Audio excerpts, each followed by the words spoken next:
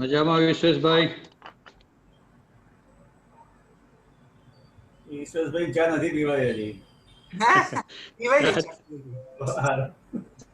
ચાનો કોટો નથી ચડ્યો. પણ ગૌદાણા સાહેબ ને જોઈન કરાવતો હતો.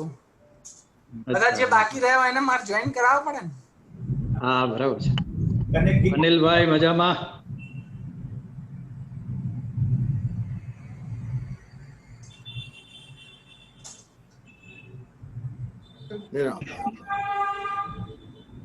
અનિલભાઈ વેલકમ, કેમ છો? હા ફાઇન. જનકભાઈ બસ આનંદમાં સાહેબ. મજામાં છો? જનકભાઈ કેમ છે? તું સુરતના નવા જો નહીં જનકભાઈ? ફ્રેન્ડ્સ, હરીતભાઈ આપણી વચ્ચે છે. હા હરીતભાઈ, you can start your video. Yeah. Yes, good evening everyone. Good evening, Haritbhai. Good evening. Yes, એકદમ મજામાં. ગુડ ઇવનિંગ હરીતજી. Sir good evening. ભરતભાઈ સાહેબ, આપણે અનિલભાઈ ક્યાં છે? અનિલભાઈ સીટ ખાલી છે. અનિલભાઈ તૈયાર થવા ગયા છે.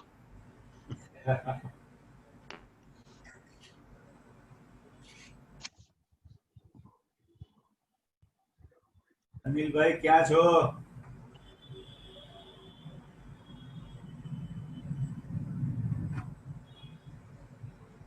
અનિલભાઈ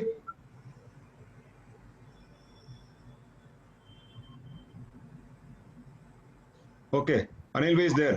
ભરતભાઈ ચાલુ કરવું છે? હા શરૂ કરી દેવાનું. Okay. I request all the panelists to please mute. Welcome friends.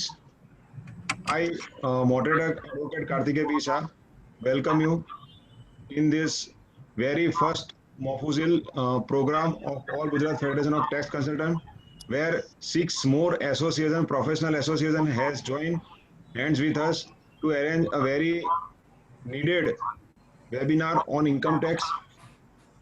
Friends, along with All Gujarat Federation of Tax Consultants, the Southern Gujarat Income Tax Bar Association Surat, the Southern Gujarat Commercial Tax Bar Association, Chartered Accountants Association Surat, the Navsari Income Tax Practitioners Association, Textile Market Surat CPE Study Circle of Surat branch of WIRC of ICI, Income Tax Bar Association Ahmedabad have joined hands to arrange this very useful webinar on interplay and detailed discussion on new income tax return forms ITR 125 for AY 2021 with related budget 2019 amendments, overview of tax audit report for AY 2021 along with recent updates in income tax. I think friends, I am not supposed to tell you anything because subject speaks everything, but one thing I will definitely tell you and about our today's expert faculty and my dear friend CA Harit Dhariwal. Friends, he is a tremendous speaker, he has a tremendous energy and tremendous knowledge. Why I am saying this? Because in the past when I was a president of Income Tax Bar Association, I have arranged 2 speakers study circle meeting, and suddenly one speaker cannot come and he has to speak for 3 hours. So friends, he has a tremendous capacity to speak and he has a tremendous knowledge so that he can speak. So friends, I request all of you, because this is free webinar, so you can call your friends to please join in, because he is most valuable and he has come to give his valuable knowledge to us. With these words, I invite Advocate Anil Shah, President of the Southern Gujarat Income Tax Bar Association, Surat, to give his brief speech. Anil bhai.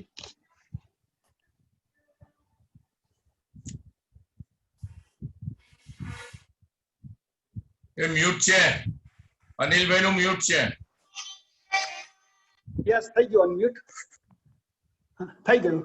મિત્રો, All Gujarat Federation of Tax કન્સલ્ટન્ટના પ્રમુખ શ્રી ભરતભાઈ Sheth, vice president Shri અરવિંદભાઈ Gaudana, secretary Shri વિશ્વેશભાઈ, IPP Shri ધ્રુવેનભાઈ શાહ તથા મોફુઝુલ કમિટીના chairman Shri અજીતભાઈ શાહ ને હું southern Gujarat income tax bar association તથા સાઉથ રિજિયનલ કમિટી વતી હું હાર્દિક આવકાર આપું છું અને ચાલુ વર્ષનો સૌપ્રથમ મોફુસિલ પ્રોગ્રામ અમારી સાથે યોજવા માટે હું તમામનો ખૂબ ખૂબ આભાર માનું છું. મિત્રો, એજીએફટીસી નું મુખ્ય હાર્દ મોફુસિલ એરિયા છે. મોફુસિલ એરિયાનો વિકાસ, તેમને ડે ટુ પ્રેક્ટિસમાં પડતી સમસ્યાઓ, આ તમામનું નિરાકરણ લાવવો એ એજીએફટીસી નું મુખ્ય હાર્દ છે. આમ મોફુસિલ એરિયાને કેન્દ્ર બિંદુમાં રાખીને આજના આ વેબિનારનું આયોજન કરવામાં આવ્યું છે. સૌપ્રથમ હું આપણા માનવંતા વક્તા શ્રી હરિતભાઈ ધારીવાલને આવકારું છું અને તેમને પોતાનો કિંમતી સમય આપણા માટે આપી આ વેબિનારમાં હાજરી આપણને જ્ઞાન પીરસવા માટે તેમનો ખૂબ ખૂબ આભાર માનું છું અને આવકારું છું. આ વેબિનારમાં અમારી સાથે જોડાયેલ સહયોગી સંસ્થાઓ જેમ કે શ્રી આશુતોષભાઈ Thakkar, president of income tax bar association, Prashant Shah, president of southern Gujarat commercial tax bar association, Bhadresh Soni, secretary Navsari income tax practitioner association, Anuraj Murarka, convener textile market CP study circle, Kulin Pathak બે ડ્યુઅલ કેપેસિટીમાં છે, વાઇસ પ્રેસિડેન્ટ અમારા સદર્ન ગુજરાતના છે અને વાઇસ પ્રેસિડેન્ટ એજીએફટીસી ના પણ છે. આમ તેઓ ડ્યુઅલ પોસ્ટ ઉપર છે.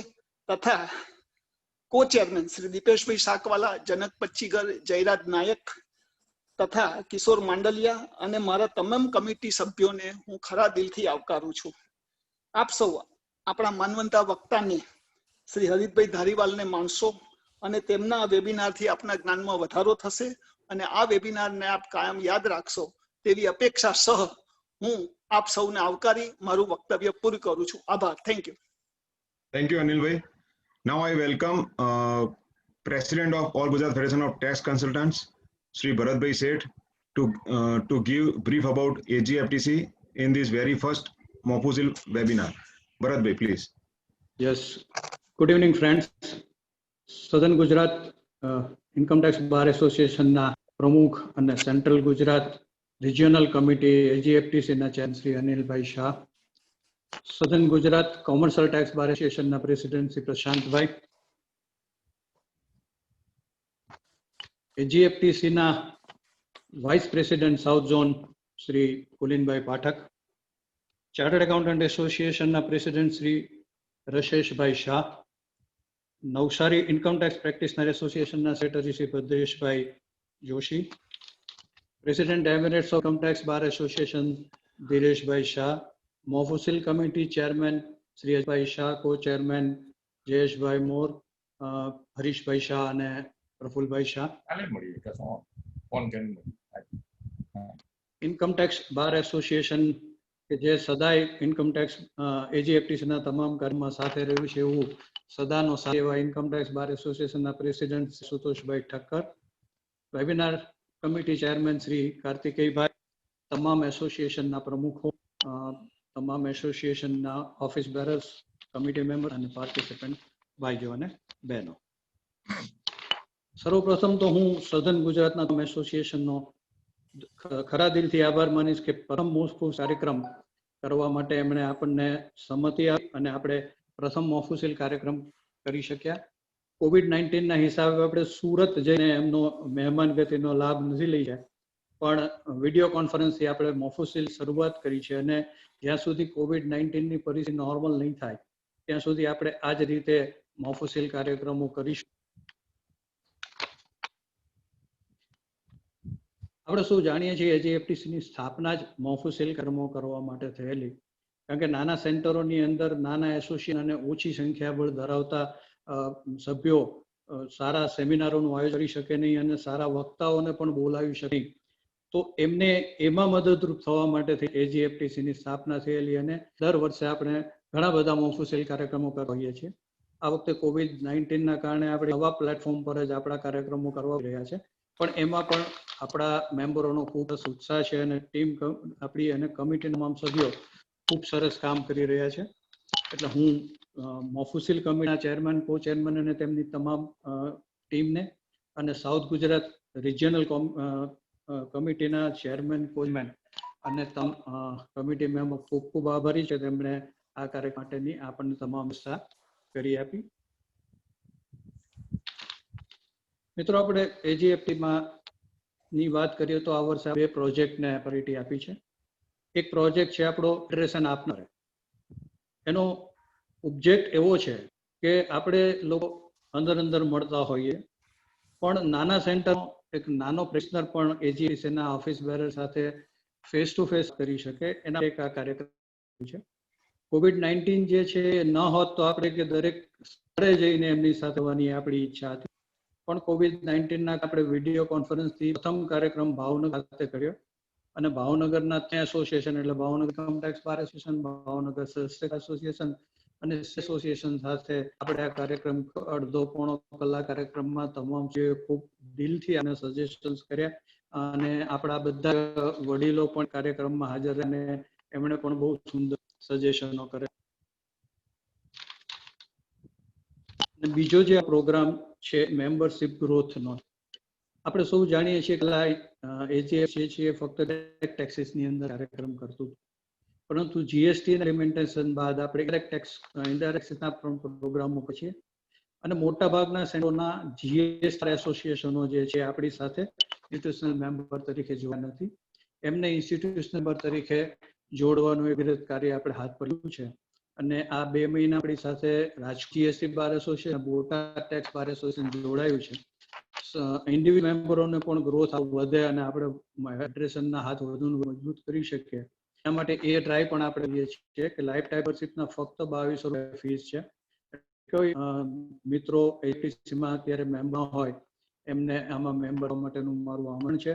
આપણે વધુ ને વધુ છે આમાં જો જોડાઈશું એજીએફટીસી તો એજીએફટીસી વધુ સારા કાર્યક્રમો કરી શકશે.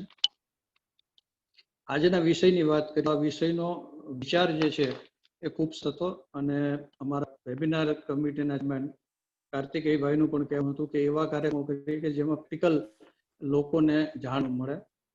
કાયદાની વાત અને કાયદાના મુદ્દાઓ તો આપણે ચર્ચા હોય, ડિસિઝનની પણ ચર્ચા થઈ છે, પણ રિટર્ન કેવી રીતે કરવું અને રિટર્ન વખતે શું ધ્યાન રાખવું એ વસ્તુ ખૂબ જ અગત્યની છે. ભૂતકાળમાં આપણે જાણતા હતા મેન્યુઅલ હતું તો ભૂલ થાય તો આપણે સુધારી શકતા હતા, અલબત્ત એનો ચાર્જ હતો ઓફિસમાં જઈને આપણે કંઈ ચેન્જ કરવું પડે કરી શકતા હતા, પણ હવે બધું જ મશીન થવાનું છે એટલે ટેક્સનો કોઈ જે ડિસઅલાવન્સ તમે જો રિટર્નમાં પ્રોપર જગ્યાએ દેખાવાનું છે ત્યાં નહીં દેખાડ્યો હોય તો સીપીસી માંથી તમને એમાઉન્ટ એડ થઈ નવું કોમ્પિટિશન આવશે, ટેક્સ ભરવાનો આવશે અને એના માટે રેક્ટિફિકેશનની જફા કરવી પડશે.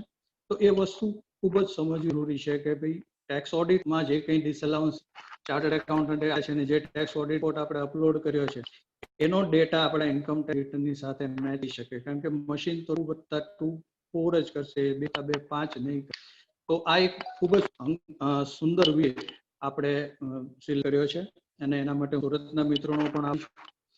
અને સ્પીકરની કહીએ તો હરિતભાઈ પ્રથમ વખત અમે મહેસાણામાં બિનામી ટ્રાન્ઝેક્શન પર સાંભળેલા બકુલભાઈની ફ્રેન્ડશીપ વખતે અને પછી ત્યાં જ એમને કહ્યું હતું કે ભાઈ અમારે ભાવનગર આમંત્રણ આપવું છે અને ભાવનગર પણ અમે એમને આમંત્રિત કર્યા હતા અને ભાવનગર બકુલભાઈની જ પ્રેસિડેન્ટ વખતે આપણે ભાવનગરના સ્નાનમાં હરિતભાઈને સાંભળેલા. હરિત ખૂબ જ સુંદર જ્ઞાન ધરાવે છે અને એક્સપ્રેસ કરવાની જે કળા છે એ બહુ સરસ છે. એમને સાંભળી આપણને ખૂબ જ સારી રીતે વાત સમજાઈ જતી હોય છે, તો હરિતભાઈનું પણ હું સ્વાગત કરું છું.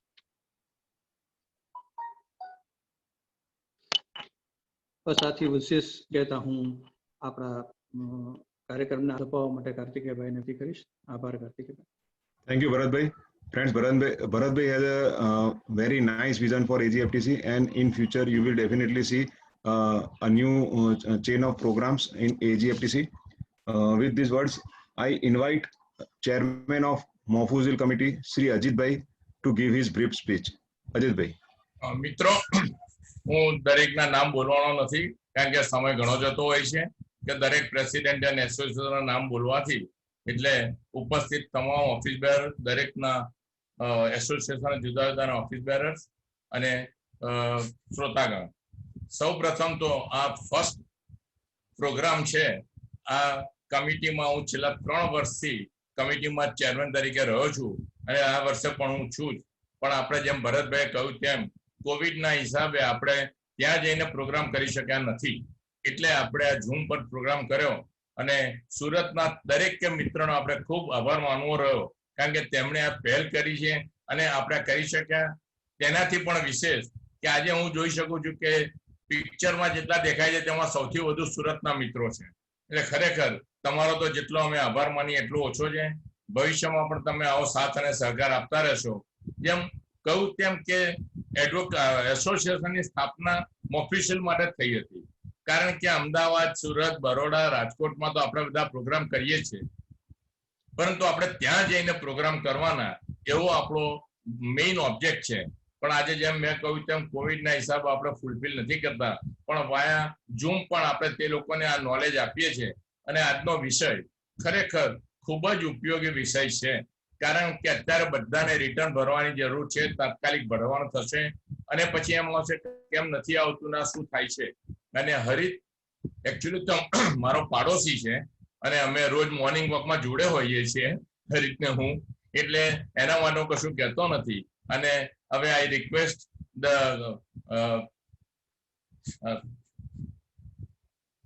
Karthikeya to deal with the further proceedings. Thank you, sir. Thank you very much. In this webinar, I welcome Sri Dhiresh Bhai, Sri Harish Bhai, and Sri Jayesh Bhai more.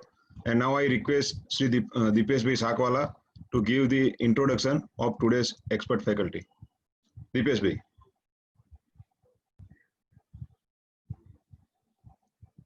Unmute કરવું પડશે દીપેશભાઈ. દીપેશભાઈ unmute કરવું પડશે.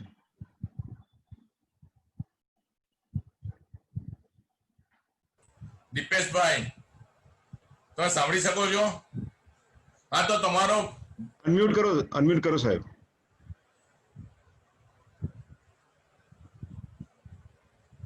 I think idea લાગતો નથી એમને બહુ. ના તું રિક્વેસ્ટ મોકલ ને કાર્તિક. ના એમને સંભળાય છે આપણે. ના એટલે મીન્સ કે હોસ્ટ ને પેલું કર ને તું, એટલે કદાચ. ઓકે, નેવરધલેસ હરિતભાઈ. કાર્તિકેય તું આપીને ઇન્ટ્રોડક્શન. કાર્તિક તો ઇન્ટ્રોડક્શન આપીને પૂરું કર. ચાલ. I am giving you the introduction, Haritbhai. I think I have enough introduction of yours, and I think everybody will enjoy your speech. That I know. And with these words, I request all the panelists to please switch off their videos for better clarity. And Haritbhai, Vice Chairman of Ahmedabad branch, the stage is yours. Thank you, sir. So first of all, a very good evening to everyone, and respected like all the office bearers of all the 7 associations who are associated here, for giving me this opportunity on a wonderful platform, where I'll be sharing my views on the ITR forms. So Anil Bhai called me, he told me to cover ITR forms, he told me to cover tax audit reports and also recent amendments.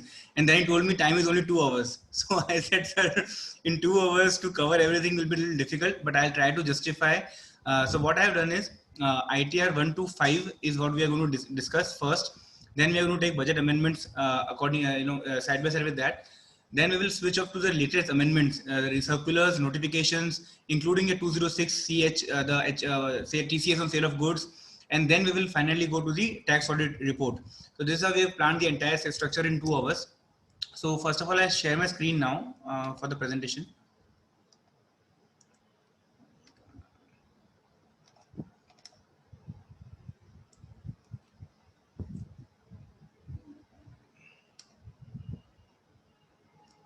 Just a minute.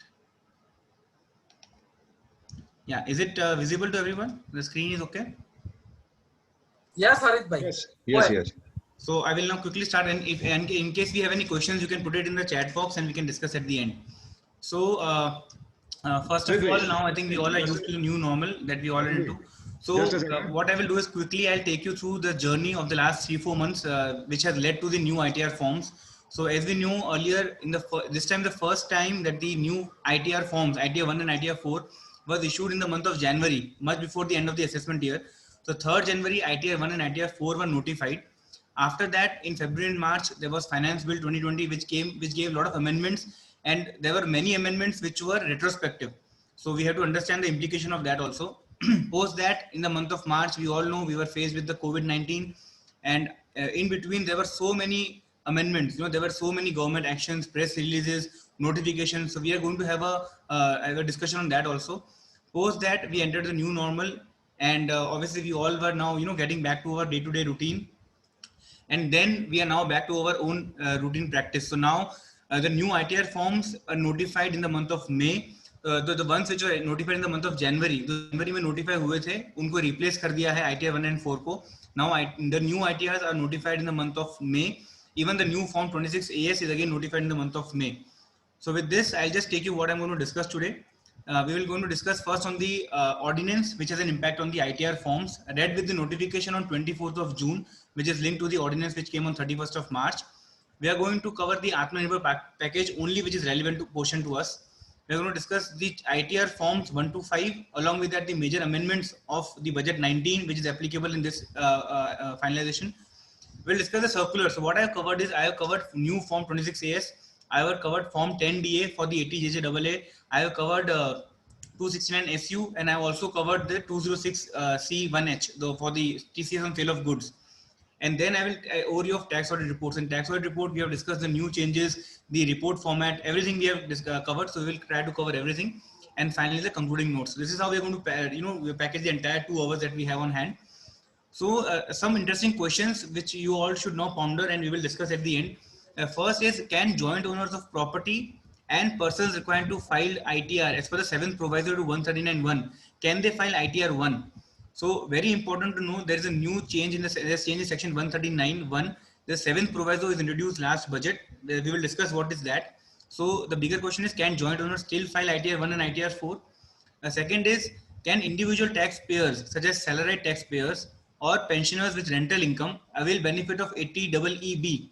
So what is 80EE and 80EEA? We will discuss both these sections. Very important new sections introduced now.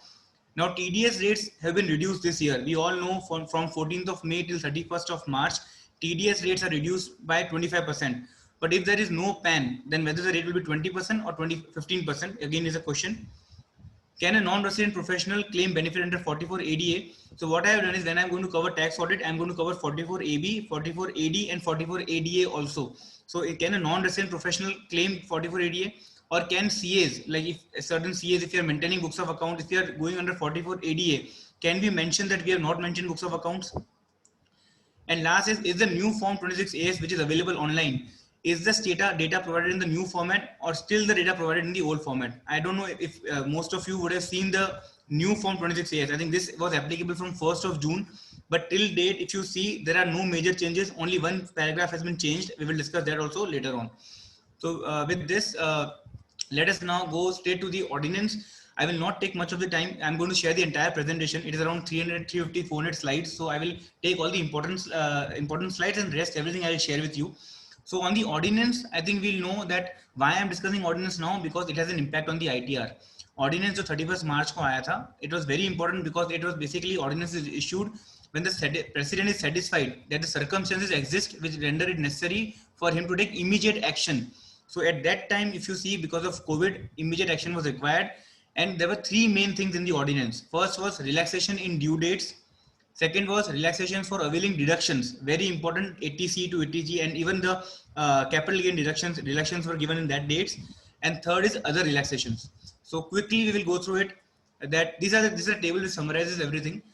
So the major important thing is the deduction under section 80C to 80GGC. For example, LIC, PPF, Mediclaim, which were earlier required to be done before 31st of March, but then now extended to be done by 30th of June. Again, it was extended by 1 more month. We will go on, we'll discuss it later. Even capital gain exemption. So these all things basically moved, gave us the benefit of investing till 30th of June in the ordinance. Another important thing on the ordinance was the Prime Minister Care Fund. So 100% was available if you invest in invest in Prime Minister Care Fund, and that was again a new thing again up to 30th of June, which was extended for 1 more month going forward. And very important to know that there are 2 funds, Prime Minister Care Fund and CM Relief Fund. So CM Relief Fund does not qualify for CSR. So if you have any companies which also have, while Prime Minister Care Fund falls under Schedule 7 of the Companies Act, CM Relief Fund does not fall. So that is a big lacuna here. So quickly I'll go through the ordinance. So this was the ordinance which basically extended the due dates of deductions and filing returns. Then came the notification on 24th of June. What it did, it basically extended for many things for one more month and certain things for March. So for example, first and foremost, if the time barring falls from the period 20th of March till earlier it was 29th of June, it extended to 31st of December.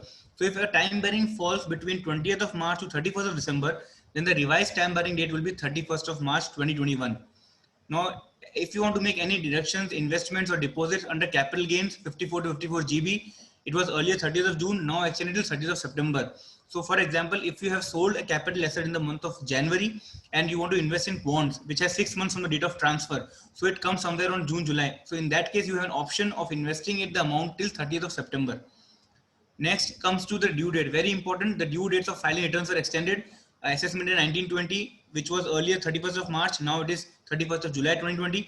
And for the current assessment year 2021, which is under we are preparing the returns, it is now 30th of November. And very important change, 234A interest would be chargeable if the amount of assessment tax exceeds 1 lakh rupees. So we had faced a practical issue in the month of July. If you see those who were earlier liable to file returns on 31st of July, for them, the date is 30th of November. But if the self-assessment tax exceeds 1 lakh, 234A liability would be there. But on 31st of July, the ITR 3 was not available for filing. So we had to calculate the amount, we had to do everything and then just pay the amount, because there was no mechanism of filing the return at that time. Coming to the next part, ATC to ATGC deduction again till 31st of July we could have made for the financial year 1920. TDS returns were extended for the 4th quarter. Then extension of Vivasa Vishwas till 31st of December is okay. Now tax audit. Now we all know in the Finance Act 2020 there were 2 major changes in the as far as due date is concerned. The return filing for ITR is now extended till 31st of October, and tax audit remains 30th of September as per the new act. But this year they have extended everything by 1 month. Hence we are seeing the tax audit report from 30th September to 31st of October, and ITR, which is now 31st of October per act, extended to 30th of November. And last but not the least, they had come on the TDS issues certificates were extended till 15th of August, not a major thing. So this was an ordinance which was, again, this was a notification which was a complementary to the ordinance. I have made a brief tabular comparison. You all can go through it later on, like what are the changes. So post that came the Atmanirbhar Bharat package. Atmanirbhar package came in the month of May. So again, most of the things were common. Here the tracking feature was TDS rate. So now I'm still in a dilemma. TCS rates are reduced by 25%, but they are still a press release. We have not received any notification. We have not received any circular to that effect. On the basis of press release, we are taking the benefit of it. And if there is no PAN, as I mentioned, in that case, the TDS has to be deducted at 20%. It has been clarified in the press release. The 25% benefit you will not get. Time barring, okay, this is all we have done. Vivasa Vishwas we have done. Change in definition of MSME. I think we as tax practitioners, as chartered accountants, should be very much aware of the change in definition of MSME, which has happened from 1st of July. So now a company which has a investment in plant and machinery of up to 50 crores or turnover and a turnover of up to 250 crores can also qualify for MSME, and there to have a separate registration of under Udyam registration, very important. So we can accordingly take all the benefits that an MSME gets for our bigger entities also. And again, they had come up with the refunds issue. That is all okay. So with this, I think now coming to a very important thing that the return filing dates are extended till 30th of November. Now there are rounds going on that many people have made a representation that it should go on till 31st of March. We are not aware of how long it can extend it or not, but we have to start filing returns now. So coming to the changes in the ITR form. So what I have done is I have done a 3-way comparison for ITR 1 and ITR 4. We have done last year ITR, then the ITR which were issued in the month of January, and the ITR which were finally issued in the month of May. And for the remaining ITR, ITR 2, 3 and 5, I have taken a comparison of last year with current year. So you will get to know what are the changes. And in between, I have also added the major amendments of Finance Act which are applicable to the ITRs. So as I said, income tax returns are the most imaginative fiction being written today. I think it is very well said that today it takes more time and brains to make out the income tax form than it does to make the income, because they have practically made the entire ITR forms as a scrutiny forms. If you go through it, everything we are giving them in a platter. So the new ITR forms, as I had said, this time the first time department notified before the new assessment year began. So it was very happy. We were all very happy, but at the same time, but then Corona came in and the things got. So something on the budget speech. So in budget speech 2019, the finance minister had mentioned that the growth of the direct tax collection. You can see here in the last from 2013-14 to 17-18-19. So in 5 or 6 years, the growth has been more than 78%. So now direct tax collection is 11.37 lakh crore. So you can see the phenomenal increase in the direct tax collection. Even the number of taxpayers have increased by 48%. So you can see from 5.7 crore taxpayers to 8.44 crore taxpayers in the last 3 or 4 years. So you can see everything is getting increased in a very exponential manner. Finance Minister had very categorically mentioned about the Aadhaar and PAN interchangeability. That has again been made part of the Finance Act, and hence accordingly in the ITR forms also that impact has been mentioned. Now coming to another thing, so as I was saying about the 7th proviso to section 139(1), in the Finance Act 2019, they have introduced a 7th proviso to section 139(1), which basically mandates the persons to file returns even if they don't have a taxable income. So for example, even if I'm not supposed to file my ITR, I'm having a salary income of let's say 2 lakh rupees, I'm not supposed to file ITR. But if I fall under the 7th proviso to 139(1), I have to compulsorily file my income tax return. So what are the 3 conditions under which you have to compulsorily file? First is if you in the previous year, if the SSE has deposited an amount exceeding 1 crore in one or more current accounts maintained with the bank or a cooperative bank. So if you have deposited more than 1 crore. Second is if you have incurred an expenditure of more than 2 lakhs for travel of yourself or your family members or any other person to a foreign country. And the third is if you have incurred an expenditure of an aggregate amount exceeding 1 lakh rupees toward consumption of electricity. So if you fulfill any of these 3 conditions, then you have to compulsorily file your ITR and you have to give the details, and we will come to the idea, we'll get to know what details are required. So these are the 3 compulsory conditions now. So 2 important notifications to be taken care of when you talk about the travel to foreign country. So there's a notification dated 11 June 2001, which is notification number 148, which says that travel to the following 6 countries will not be considered as a travel to foreign country for the purpose of section 139. So you can see if you travel to Maldives, Nepal, Pakistan, or all these countries, it won't be considered as a travel to foreign country. And next is a notification 147, which says that if you travel to Saudi Arabia on the Hajj pilgrimage organized by the Hajj Committee Mumbai, or if you travel to China on a pilgrimage of Kailash Mansarovar organized by the Ministry of External Affairs, then that travel will again not be considered as a foreign travel for the purpose of section 139. So these 2 circulars you have to take into account. Now, another thing that the Honorable Finance Minister had mentioned is regarding pre-filling of income tax returns. I think this is a very important concept which has, but I don't think so this year this will be implemented in totality, but next year will definitely be, I think we will see that pre-filled incomes like salary, capital gains, bank interest, dividends, everything will be given pre-filled. So we just have to validate it and then file it. So this year I'm not sure, next year definitely will come up. Faceless e-assessment again she had mentioned, and it is now a reality. So we are all now giving reply to the notices on the faceless e-assessment also. This is now a reality. There's no point of going back now. Coming on the interchangeability, we have already discussed PAN Aadhaar interchangeability she had mentioned, and quoting of PAN and Aadhaar. So at many places PAN Aadhaar quoting is compulsory, which again we can see in the ITR forms. They have mentioned it here. Now there are certain other very important changes in the Finance Act. Just a minute, sorry. Yeah. So one is on the salaried person. So if you can see, standard deduction increased from 40 to 50,000 now. Second is notional rent. So we know the notional rent on one self-occupied house was exempt. Now they have done notional rent on a second self-occupied house also as an exempt. And interest on bank deposit or post office deposit increased from 10,000 to 40,000. Coming to another amendment, very important on the capital gains. If you have a capital gain of up to 2 crore rupees, then you can invest that amount in 2 residential houses. And this benefit can be availed only once in a lifetime.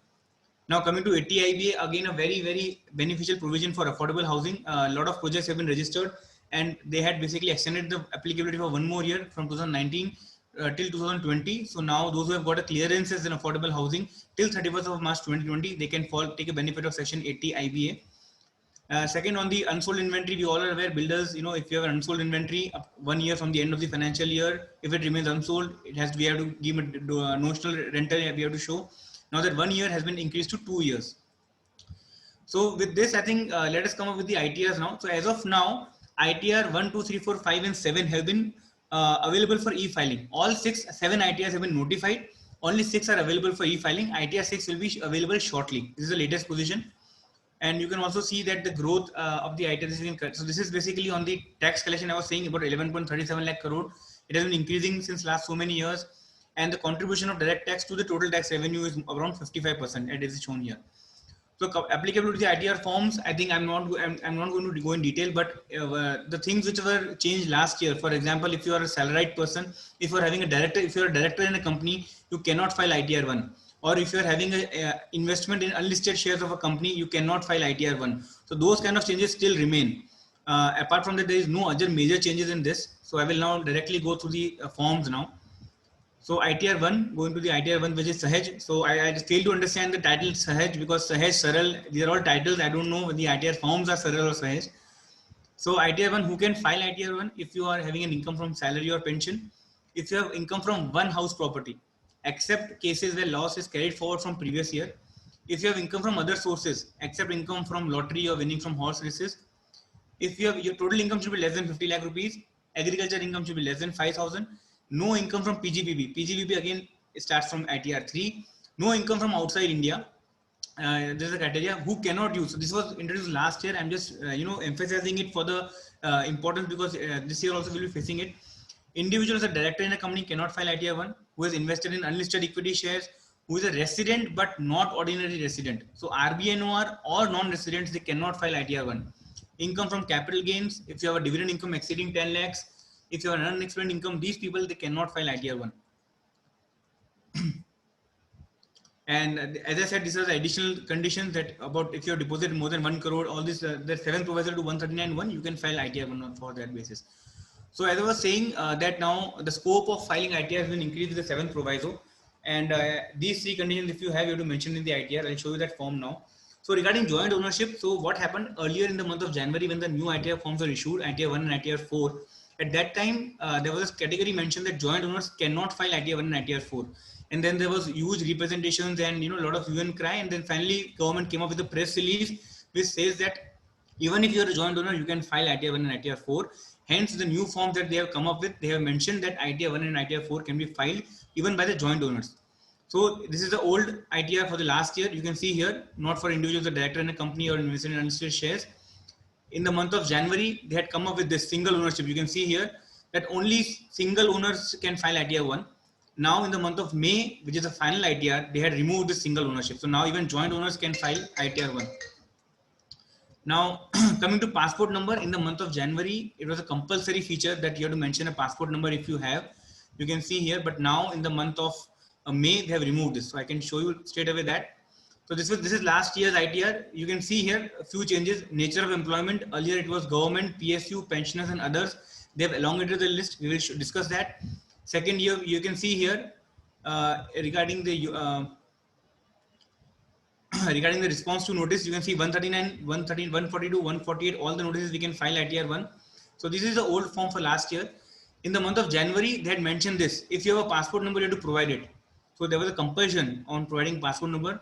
And here you can see only 3 were mentioned, filing in response of 139.9. So if you had a 153C or 153A notice reply, in that case, you could not have filed ITR 1 in that case in the month of January. But in the month of May, they have again gone back to that. You can see here, these 2 fields are back. 153A and 153C are again there. You can file the reply to that notice. Second, passport requirement is done away with. So there is no requirement to give a passport number now, compulsory. And the nature of employment, I was saying, government is split from central to state government. Both are mentioned. Public sector undertaking, pensioners, others, and not applicable. So all these things have been now split as a category.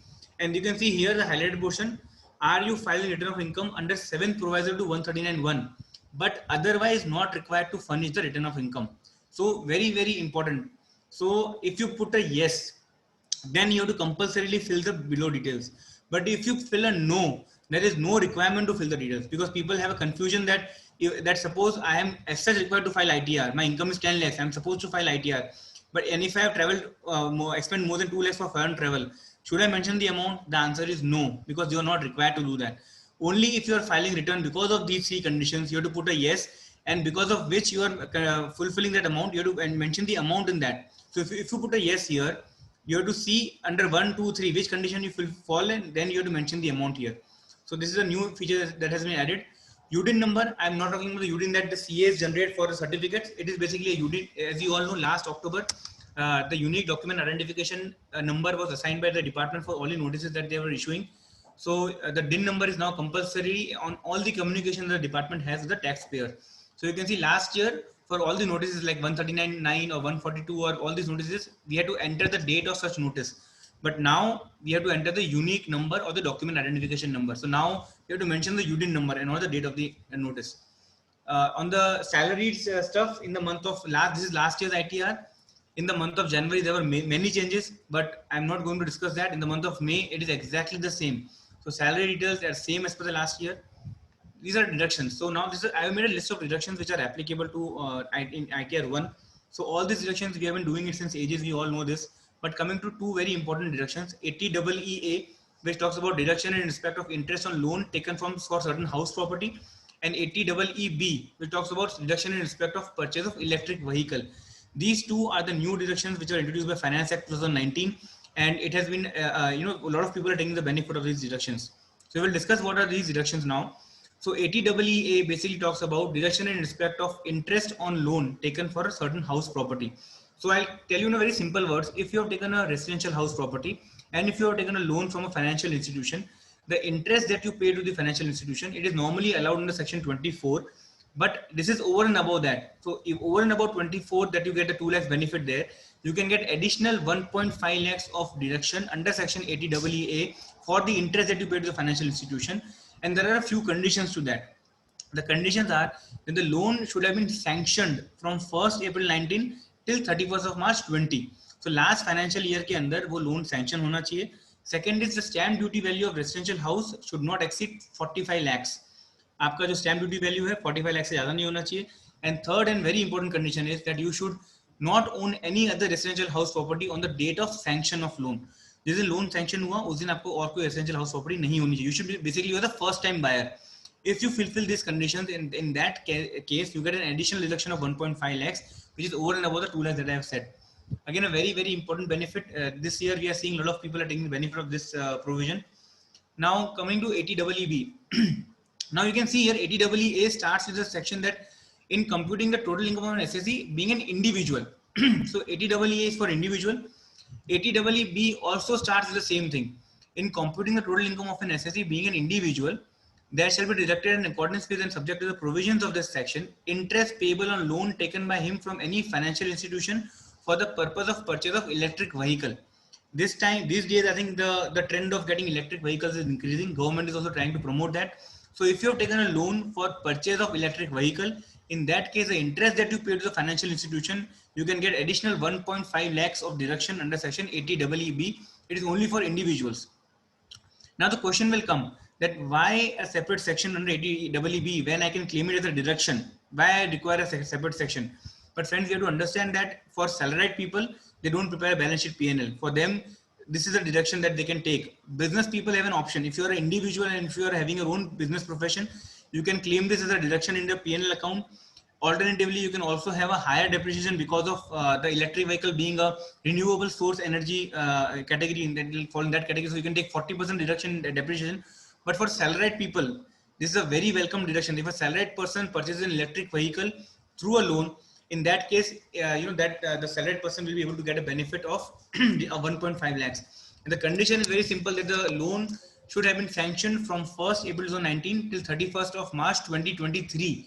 So you have 4 years. अगर आपने 4 साल में ये loan लिया है तो 1.5 लाख का additional benefit आपको मिल सकता है. So accordingly ITRs के अंदर उसके लिए changes हुए हैं. Now coming to the deductions, this is the old ITR 1, which was category like 80C, 80D, 80G, and then any other was mentioned. It was very specific. 4-5 ही नाम थे, बाकी any other था. In the month of January, they had elongated the list. उसमें पूरा नाम सारे sections डाल दिए. And same thing is mentioned in the month of May. You can see here all sections are now there. Even 80EEA, EEB are also mentioned over here. So all deductions are mentioned here. You do save the drop down and put in the value there. Now coming to a very important change which mentions about the scheduled DI. So this year, as we know, the payment that we are supposed to make, we had to make from April till 31st of March, and the government, as we discussed earlier, had extended the date from March till 31st of July. So for example, if I made a PPF investment of 50,000 in December 19 and balance 20,000, if I have invested in the month of May 2020, I am supposed to get a benefit of 70,000. Now how I have to present that, that is what we are going to see now. So the 50,000 that I have done in the financial year, that I have to mention in part C only. तो part सी के अंदर ही आपको ATC के अंदर 50,000 लिखना है PPF के अंदर. और एक गवर्नमेंट एक नया सेक्शन नया इंट्रोड्यूस किया है शेड्यूल डीआई. So यहाँ लिखा है कि whether you have any made any investment deposit or payments between 1st April till 31st of July for the purpose of claiming any deduction under part B. The answer if yes, then you have to fill schedule DI. So we'll straight away go to schedule DI. Schedule DI is like this. So you can see here there are 3 columns. First mentions the nature of payment. Second mentions the amount of deductions that directly comes from part C. तो आपने जो 50,000 वहाँ पे दिया है वो directly column 2 में आ जाएगा. And the third talks about मैंने अप्रैल से लेकर जुलाई के बीच में कितना किया है वो मुझे कॉलम 3 में मैनुअली भरना है. तो मैंने 50,000 मेरा ऑटोमेटिक कॉलम 2 में आएगा एंड जो मेरा 20,000 है वो मुझे मैनुअली यहाँ डालना पड़ेगा. Basis which I can get a deduction of 70,000 for the entire financial year. So schedule DI is very important. What I have done is schedule DI 3 parts में होता है. First part is investment in the chapter 6A that we have discussed. This is the first part. Since ITR 1 only covers this, this is the normal DI that we see. Part B is for 10AA if you have made an investment, and part C is for the capital gain. So you can see the payment, acquisition, or purchase, or for the purpose of claiming deduction under 54 to 54 GB. वो part C के अंदर आता है. So schedule DI is very important. मैंने जैसे बताया 3 part में है, and it's very important to make a right, we have to mention the right amount at the right place. Now option to choose multiple bank accounts. I think this is a very, very welcome change because normally what used to happen is suppose I have let's say IOB bank account. My IOB bank account was not getting validated in the income tax website for any reason. Then my refund used to get stuck. Now they have given an option of choosing multiple bank accounts for payment of refund. So you can see that now I can take you to screenshot. This was the earlier last year screenshot जहाँ हमको सब bank details देना पड़ता था, excluding the dormant accounts. This year, January was the same. In the month of May, what they have done is they have added this year minimum 1 account should be selected for refund credit. In case of refund, multiple accounts are selected for refund. Then the refund will be credited to the one of the account decided by CPC after processing the return. So as I said, मेरा IOB अगर मेरा suppose validate नहीं हुआ है, and if I have an account, let's say I have a Indian bank account. So Indian bank is my validated account. Then automatically the refund will go to the Indian bank account. So this is a very welcome change that they have done this year.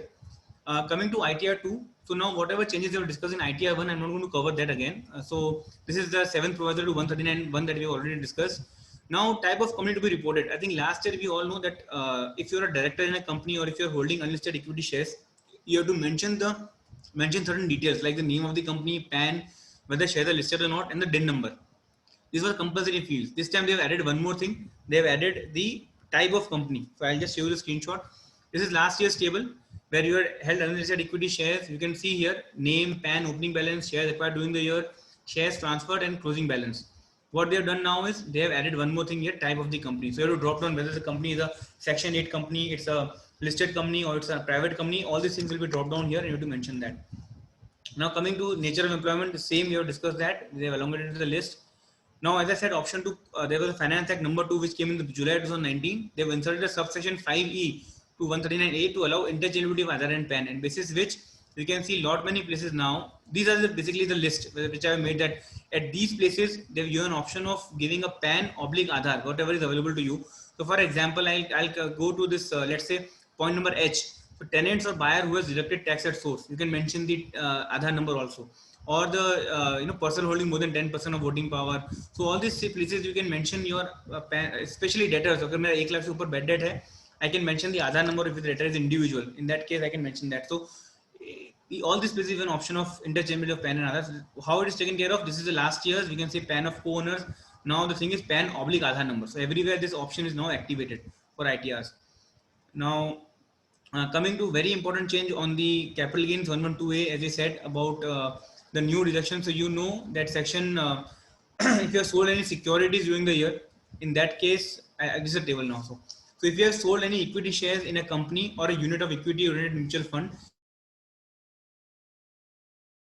last year we all remember this was a table which was introduced last year, that we have to mention the ISN code, the name of share, number of units, the value of consideration, and if you're getting the benefit of grandfathering, you have to mention that. So all these things were there last year.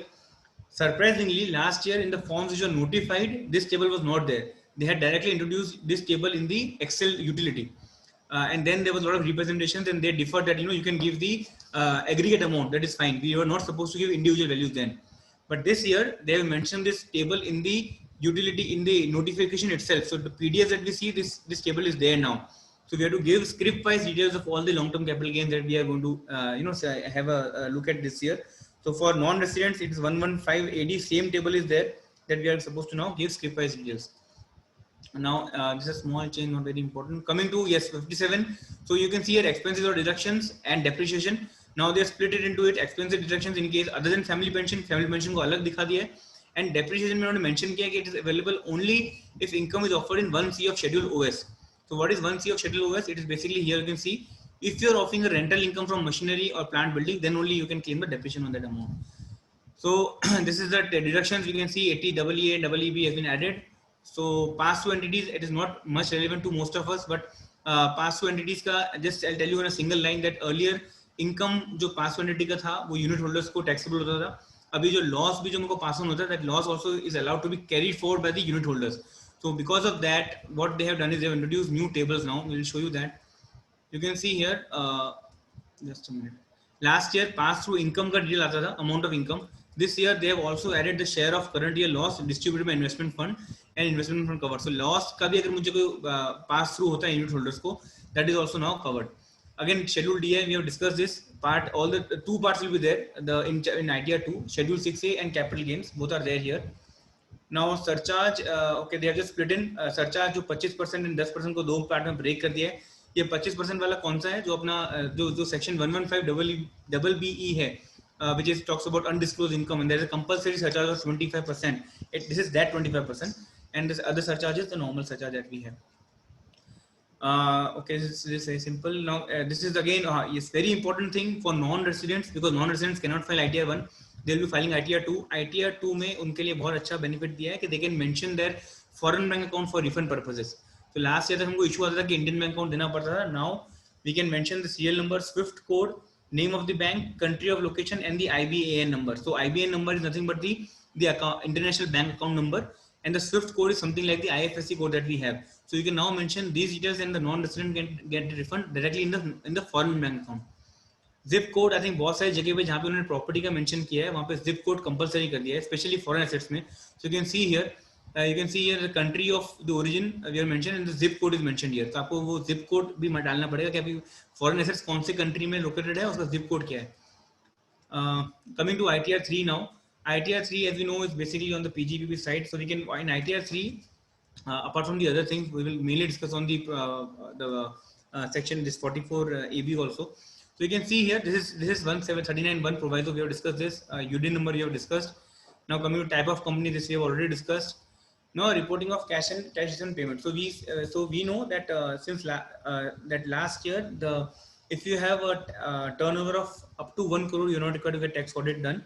This year there was an amendment in Finance Act 2020. The amendment, this is the amendment. So I just will read it out for you.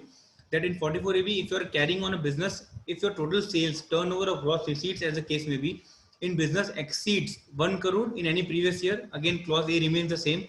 They've included two provisos. So proviso provided that in case of a person whose aggregate of all amounts received, including amount received for sale, turnover of gross receipts during the previous year in cash, does not exceed 5% of the said amount, and aggregate of all payments made, including payments made for expenditure in cash during the financial year, does not exceed 5% of the said payment. Thus, this clause shall have the effect of substituting 1 crore to 5 crores. अगर आपका sales का total 5% से कम cash sales है and 5% से कम expenditure का cash payment है, in that case you have an option of not doing tax audit if your turnover is up to 5 crores. So this is an amendment which was brought in by 2020, which is applicable from assessment year 2021. Last year's applicable heads. So the current audits that we are doing for the financial year 1920, that is assessment year 2021, we have to have a note of this amendment. Hence, according to this, you can see that the ITR forms have been changed. So last year में क्या था कि if you are applicable for liable for 44 AB, yes or no you have to mention. And this year they have given this option that if you're assessed declaring income under 44 AB, yes or no, and there's the two conditions are mentioned. Whether you fulfill these conditions, whether you're going for tax audit or you're not going for tax audit. So this amendment has been made in the ITR form itself. We will discuss more on the tax audit when we go to the tax audit report. So they have mentioned yes, prescribed electronic modes, not a major change here now. So government, these are all the sections where, last budget, in budget 19, government had, kind of restricted the cash payments, and this is more emphasis on the digital payments. So you can see, for example, especially 80 JJAA, wherein additional deduction was available only for amounts paid other than cash, or 269 ST was that 2 lakhs or more cash receipt. You can see all these sections are made now more stringent, and government is now wanting us to make payments via digital modes. So another important change that came up with the NBFC. So now what used to happen is in 43B, we say that interest on bank payments, or bank interest payments, or cooperative bank payments were allowable only on payment basis. NBFC was not covered. So for example, if I have taken a loan from, let's say, Tata Capital, and I am not paying interest, in that case, I was not compulsory to be disallowed under 43B. But now they have come up with an amendment and said that interest payable on any loan or borrowing from a deposit taking NBFC or systematically important NBFC would be allowed as a deduction only on actual payment basis. This is an amendment. So you can see last year 43B, these are all the clauses which mention about the sum of tax payment or contribution to PF. Everything is mentioned here. After clause D, they have included another one, DA, which says that the amount payable to a non-NBFC will be allowed only on the payment basis. Next amendment, I think I'll take the important ones now. PAN Aadhaar interchangeability is done. Very important change on depreciation. Depreciation rate, as we all know, last year in the month of August, 23rd of August, the finance minister had issued a notification which said that in case you are purchasing a motor vehicle from 23rd of August 2019 till 31st of March 2020, in that case you can get an additional depreciation of 15%. So normally motor vehicle 15% plus addition 15 comes to 30%, and the trucks which have a the depreciation of 30% plus 15 comes to 45%. So there were earlier only 3 blocks. You can read last year last year the rates were changed. So now there are 15% blocks, 30% blocks, and 45% blocks. So they had to introduce a new block of 45% for this. Hence, there was a new amendment here now. You can see the notification which says the additional depreciation rate is mentioned here. So now you can see here, this is the old sheet, 15, 30, and 40%. And now the new one, 15, 30, 40, and 45%. So 45% is a new block that they have introduced for the current year. You can see here again a very important thing in case of transfer of immovable property. Suppose I am a seller and I have sold an immovable property, I have to mention the details of buyer. In that case, again, PAN Aadhaar has been made interchangeable. So this is the pass-through income. We have discussed this. I quickly skip through it. I have discussed everything. Deductions 57 we have discussed. It has been elongated now. This is on the losses to be carried forward. You can see here normal loss and PTI. So pass-through loss also has been especially mentioned here now for the house property and for the capital gain losses. Deductions we have discussed. 80EE and EEB have been introduced. This is we have discussed, not a major thing, not a major change. Now coming to straight away to this is a carried forward. Secondary adjustments, again, I think for the transfer pricing, they have a very, for those SSCs which have this primary adjustments done, for them there is a provision of getting the funds repatriated back to India or else you pay interest. In that case, the government has come up with the option of having a secondary adjustment. Cap 18% excess money by tax pay kar do, and you'll be done.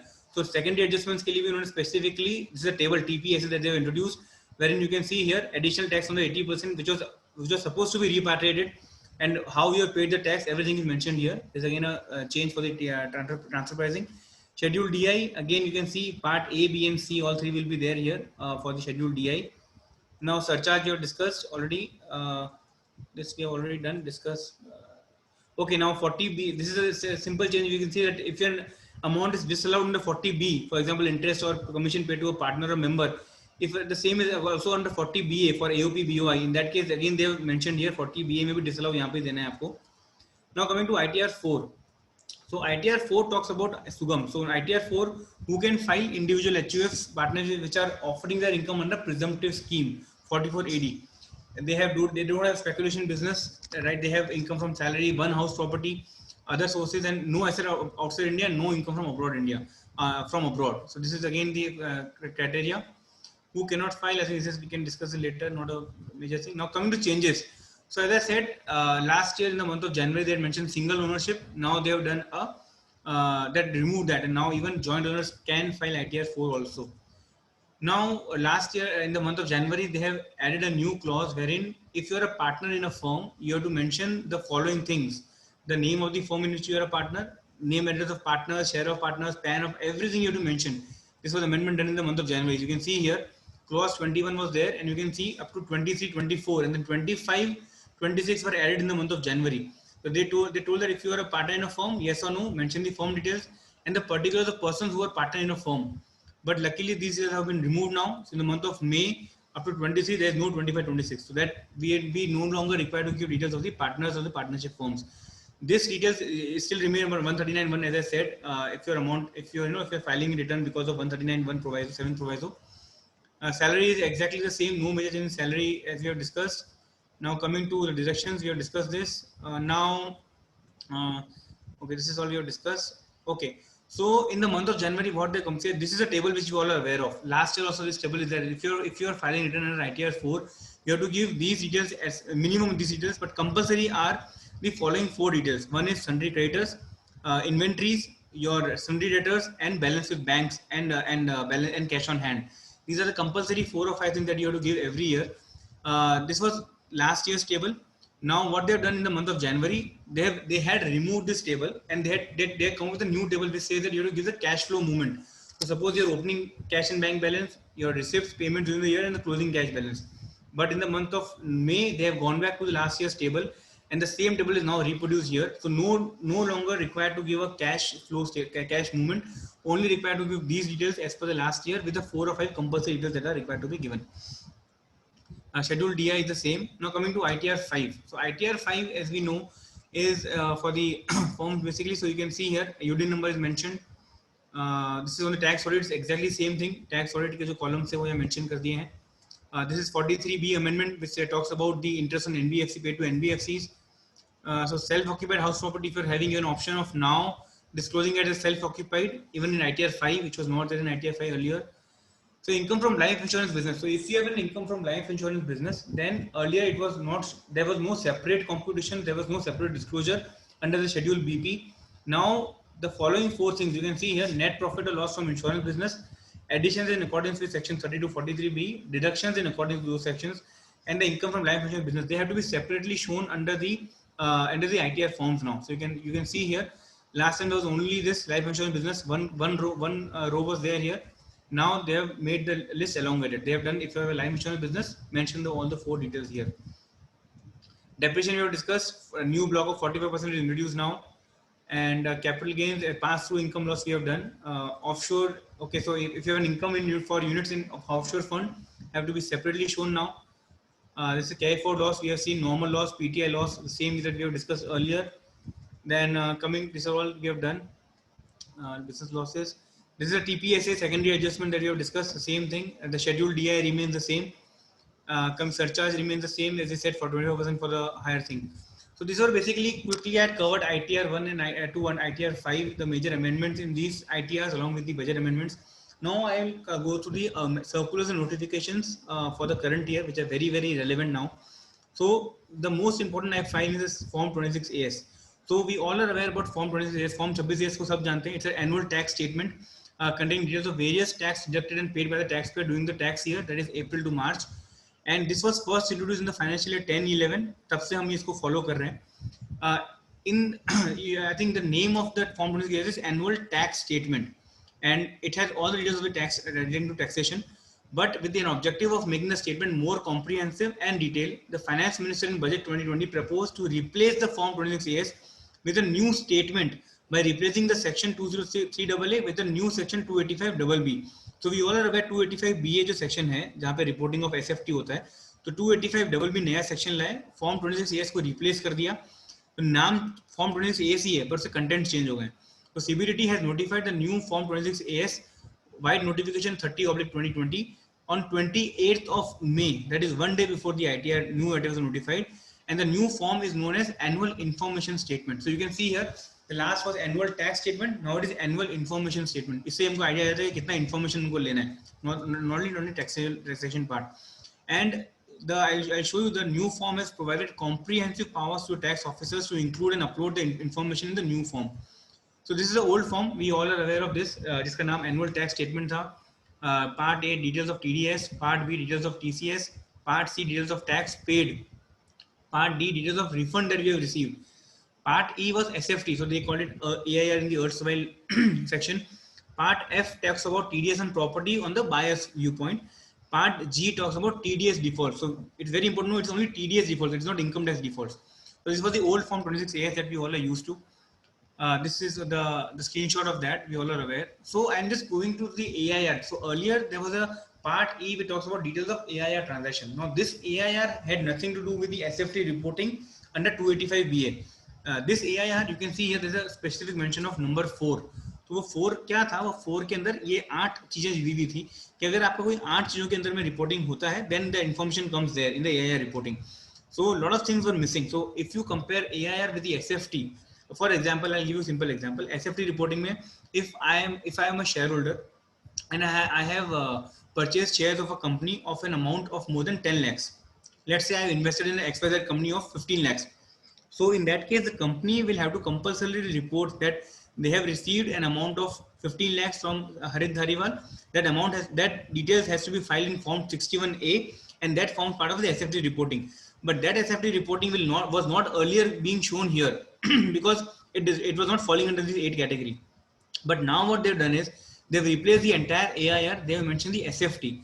So जो SFT में reporting जाएगा वो as it is आपके 26AS में आ जाएगा. So if the company files that Harit Dhariwal has purchased shares of 15 lakhs or I have received an amount of 15 lakhs from Harit Dhariwal, then in that case the information will be reflected in my 26AS that I have invested so and so amount in the company's details. So this is an example which shows that the scope of reporting of SFT is now elongated and it is now made part of this revised Form 26AS. So this is, you can see, but now what has now coming to the changes. So this is a new form that I was saying. This is the old form, but if you download the form today, you will still see annual tax statement word. You will not see annual information statement. You will still see all the parts. Part A, B, C, D, E, F. अभी भी वैसा ही है, कुछ change हुआ नहीं है online में. Maybe they are in the process of changing it. But the surprise thing that you can see here is the part. You can see E. Part E which was earlier AIR, जो AIR था, उसकी जगह Part E अभी SFT already हो चुका है. You can see here, this is today's screenshot, so you can see details of SFT transactions. So Part E को उन्होंने change कर दिया है, वहाँ पे उन्होंने ये सब डाल दिया है जो आपका SFT के अंदर आता है, और उसकी list, you can see on the list. It is all 14 items that were mentioned in 285BA pertaining to the SFT reporting are now made part of this Form 26AS. So you can see here, I was talking about this number 8. Receipt from any person of an amount aggregating to 10 lakhs or more in a financial year for acquiring shares issued by a company. So this is now compulsory required to be shown in the form. Rest, as of now, the form is same, but we are expecting that the form will be revised soon. So what is the new Form 26AS? New Form 26AS naam change ho gaya, annual information statement. They have introduced a new rule 114I, and these are the 7 items which were mentioned in the new Form 26AS. First is, we all know TDS, TCS. I'm going to discuss. Second is SFT. So this is the SFT, which is an elongated 285BA wala SFT, which is there now. Third is information relating to payment of taxes. Okay. Fourth is demand and refund. It is not only TDS demand, it is income tax demand and refund. Now, fifth is information relating to pending proceedings. Now, whatever proceedings are pending for your income tax or TDS, the list will be given here. Now, whether they're going to do it prospectively or retrospectively, I don't know, based on the information that they have. Information relating to completed proceedings. So if there are any proceedings which are completed, again those information will be reflected in your Form 26AS. This is the amount of the elongation that they have done in the scope of 26AS. And last is the most draconian. It talks about any other information in relation to Subrule 2 of 114I. And what is Subrule 2 of 114I? Subrule 2 of 114I says that the board may authorize the Principal Director General of Income Tax or the Director General of Income Tax Systems or any person authorized by him to upload the information received from any officer, authority or body forming any function under the law or the information received under an agreement. Okay, this is all okay. The most important thing is, or the information received from any other person to the extent as it may deem fit in the interest of revenue in the annual information statement referred to in Subrule 1. इसका मतलब उनको लगता है कि in the interest of revenue कोई भी चीज मुझे चाहिए, then they can include that under the point number 7. So for example, if they feel that a jewelry, कि jewelry में cash transactions बहुत हो रहे हैं, I want a reporting of all the cash transactions which are more than 2 lakhs, compulsory reporting. So they can, under the disguise of point number 7, they can include that kind of reporting also. There's a very draconian thing. They've given a very large use powers to the principal DG and the DG systems, but that is how new Form 26AS is. So AR SFT reporting, we have already compared. This is a comparison of why SFT reporting is much wider. It's wider compared to the AIR reporting. So after this is the form 26 that we have discussed. Coming to the press release, which came in the month of May. So 14th May से 31st March तक का आपका जो TDS rates है वो कम हो गया. So basically government wanted to have more cash in the hands of the in the companies or the persons who are deducting TDS, who basically to have a more cash flow with them. The only important feature here I would like to portray is that regarding this here 206C1H, sale of any goods 0.1%, which is now 0.075. There was a typing mistake here. So from 1st October, there's a new proviso 206C1H. I think we all will have to, unless and until it gets deferred, I think there are a lot of representations which have been made to defer it till March or till April. But if it doesn't get deferred, we have to be very careful now. It is basically applicable to all those companies or even business, any person who is having a turnover of more than 50 crores in the last 10 crores in the last financial year. And if you are, for example, in the financial year 1920, your turnover was more than 10 crores, then in the current year, if you have any receipt of your sales exceeding 50 lakh rupees, then you have to compulsorily collect TCS at 0.075%. Now this collection is on the receipt and not on the bill. So if even if you're getting any amount which is pre 1st October 2019, in that which means the goods sold pre 1st October 2020, and you're receiving it in the month of November or December, you will have to compulsorily collect 0.075% of TCS. File, pay to the government, file TCS returns, everything will, the process will remain the same. Only exception that they are given is for the exports. For the exports, TCS on this sale is not applicable. So, and this is on the on the press release, as I said, कि 20% का rate लगेगा अगर आपका PAN number नहीं है, there is no benefit available for that. Now coming to ATJJAA, I think this is a very, very important section which most of us don't take into account. But in case any of your SSE, any of your clients have a new employment, when they employ new workers during the year, then there's a very good section of ATJJAA which gives additional deduction to the SSE. There are simple conditions. For example, if you are an SSE which is subject to tax audit, तो पहले ये क्या था, factory के लिए था या manufacturing के लिए था, इससे बहुत restricted scope था.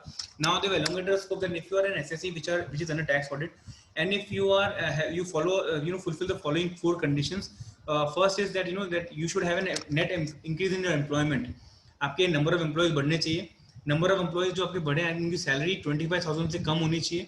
उनको जो salary payment करते हैं, it has to be compulsorily by mode other than cash. So either can be ECS or check or any other online transaction. And the fourth condition is that they should be covered. They should be falling under PF, Provident Fund. So if these 4 conditions are fulfilled, in that case, whatever new employees that the company has taken on a payroll of the company, those employees का जो salary का पूरे साल का package है, उसका 30% extra deduction the company can get. Now, one other condition is that the employees should have worked with the company for 240 days or more in a financial year. So effectively, they should have been employed before 1st August of that year. So what if the employees are employed in the month of December, January or February? So they earlier used to not get the benefit of this section. So the government came up with an amendment in the Finance Act 19 and said that if for the employees which are not fulfilling the conditions in the first year of employment, वो November या December में employ हुए हैं, 240 days से ज़्यादा काम नहीं किया वो साल में, but in the immediately next year they have been working for the entire year. In that case, those employees, the employees which were not considered ineligible in the first year, those employees will be deemed to have been employed in the next year, and the benefit of ATJJAA can be taken. Very, very welcome amendment. I think जो बहुत सारे लोग अगस्त के बाद जो लेते थे, वो अगर नेक्स्ट ईयर पूरे साल काम कर रहे हैं, तो वो डीम्ड एम्प्लॉयमेंट हो जाएगा नेक्स्ट ईयर में. Again a very, very important change.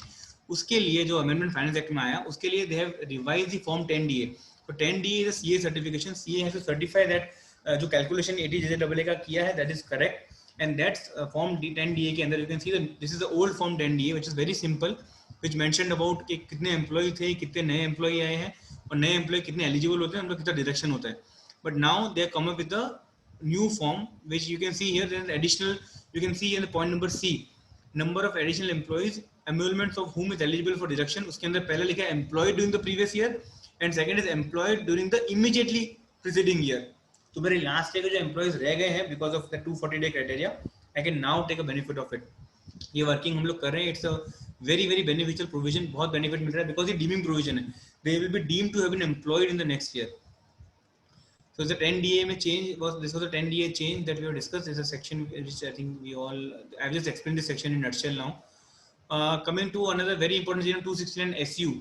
So the mode of payment, I think I'll just read out the first paragraph. Every person, now it is applicable to everyone carrying on business. So it is I'll just stop here.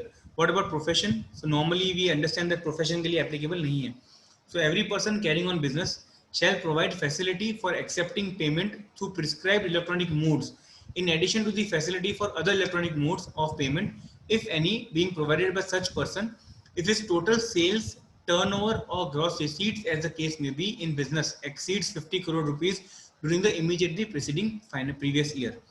मतलब मेरा turnover 1920 के अंदर 50 करोड़ से ऊपर था. तो next year onwards I have to give this prescribed electronic modes to all the suppliers. मेरे जितने भी मेरे कस्टमर्स हैं जो मुझे पेमेंट करने वाले हैं, उनको मुझे ये एडिशनल मोड्स देने थे.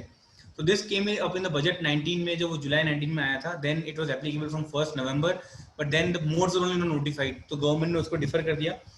On 30th of December, I think if you see here 30th of December के अंदर उन्होंने फाइनली वो ये 30th December के अंदर वो लोगों ने मोड्स नोटिफाई किए.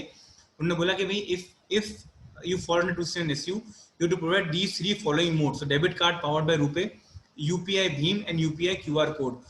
So now the question came, अगर मेरे को ये 3 देने पड़ेंगे, but what if I have all my transactions with B2B, मेरा सारे दो ही कस्टमर्स है, दोनों मुझे ऑनलाइन पेमेंट करते हैं, तो मुझे ये मोड्स फिर भी रखने पड़ेंगे? तो earlier there was no clarity.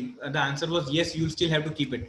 तो ये अमेंडमेंट जो 30 दिसंबर को आया, गवर्नमेंट के वो 1 month काइंड ऑफ विंडो के जनवरी मंथ में दिया कि आप जनवरी मंथ में इसको अप्लाई कर लो, and from 1st February if you fail to apply this provision, in that case 5,000 rupees per day की पेनल्टी आपको लग सकती है. सो जनवरी में बहुत लोगों ने इसके लिए अप्लाई किया and they have fulfilled the conditions, but many clients would not have done this. So in that case we will have to still tell them to do it.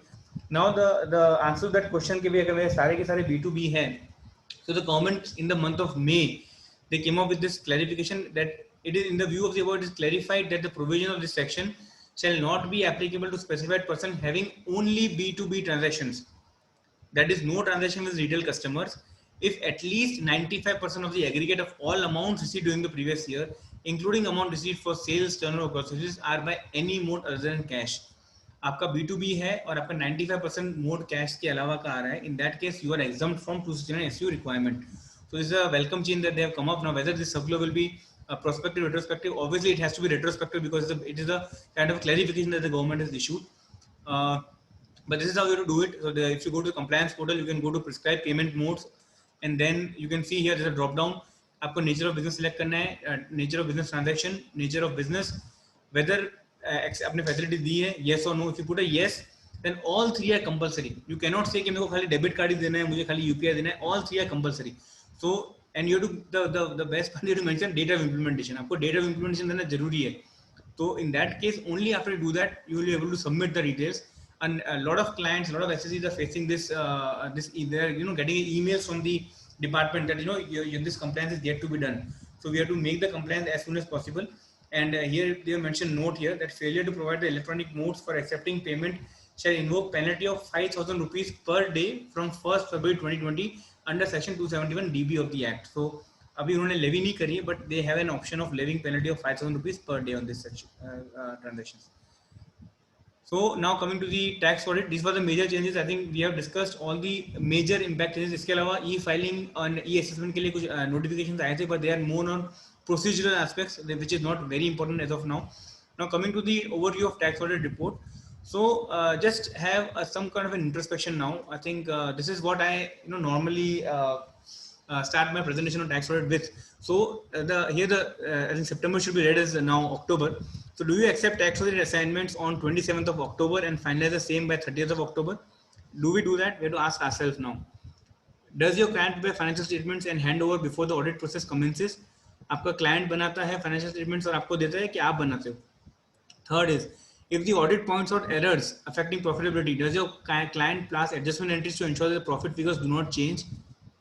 Do you maintain books of accounts of the client as well as conduct the audit? आप books भी maintain करते हो, audit भी करते हो. And do you conduct the following activities as a part of your audit? First is actual conduct of an audit for non-corporate SSCs. तो tax audit वाले हैं उनको आप actual audit करते हो.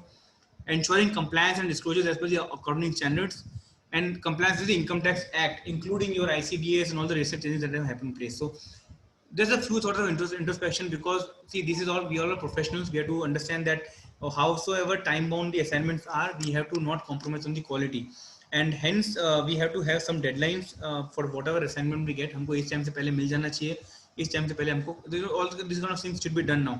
And why I'm stressing this is because nowadays a lot of, you can see here now, I'm just giving an example here. This is a report of the CNAG. CNAG ने 2015-16 में एक report निकाली थी, जहाँ पे उन्होंने जो tax audit reports था उनका उन्होंने ऑडिट किया था कि what are the flaws that the tax audit reports had mentioned, that the assessing officers और the CIT they had gotten कि भाई ये डिटेल्स, ये लोग टैक्स ऑडिट ने गलत डिटेल दिया था. This report is publicly available. It's called appreciation of third party chartered accountant reporting in assessment proceeding. So you can see here that this report के अंदर जो भी आपको टैक्स ऑडिट रिपोर्ट्स के अंदर जो खामियां थी, जो ऐसे उन्होंने कंपाइल करके पब्लिश करी है. I'll just give you a few of them. I'm just telling you because we have to be very, very careful now when we talk about tax audits now. So this report, so they found cases where the CAs failed to report full and correct information in 367 cases leading to short levy of taxes of 2,000 crore. No, there were others, like for example 66 cases के अंदर depreciation गलत लिया था, brought forward losses गलत लिए थे, personal capital expenditure को इन्होंने allow कर दिया था. तो ये सब चीजें उनको ध्यान में आ रही है, जहाँ पे exemptions गलत certify किए थे. And because of this, you can see, and I can give you a few examples. So you can see here that this is a sample size of only 98,000 scrutiny assessment that I picked from 546 circles and wards from across the country, and few are very shocking. So you can see the first relation that they have shown, that the CA has certified in that tax audit report that the SSC had claimed additional depreciation of 11 crore on plant and machinery based on the tax audit report, which was disallowed by the AO as the activity of construction could not be treated as manufacturing. मतलब वो construction था, but उसको machinery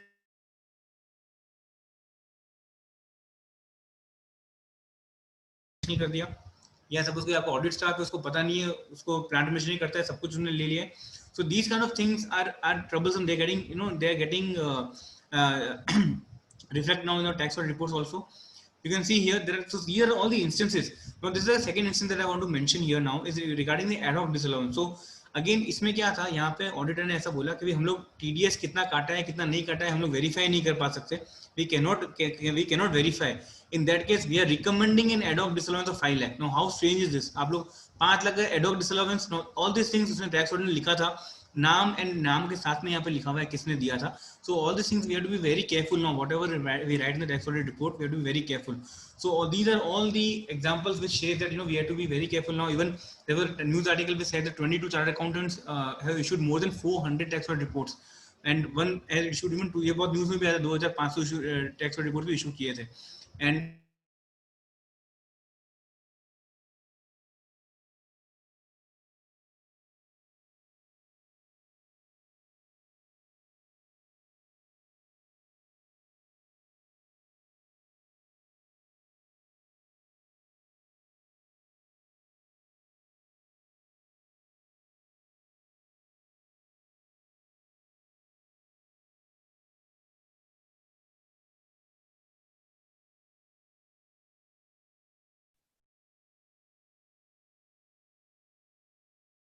हरित भाई,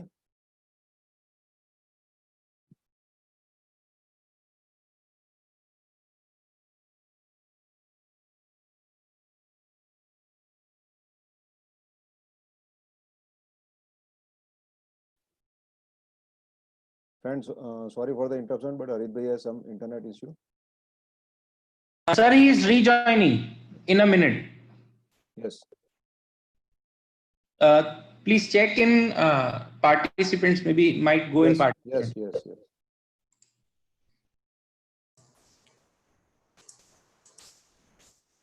હરિત ભાઈ જતા રહ્યા લાગે છે ભાઈ.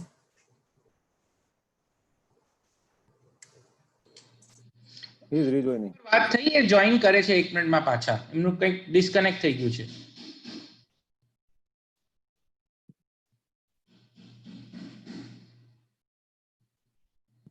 કદાચ ધ્યાન રાખજે પેલા એટેન્ડી માં ના આવે.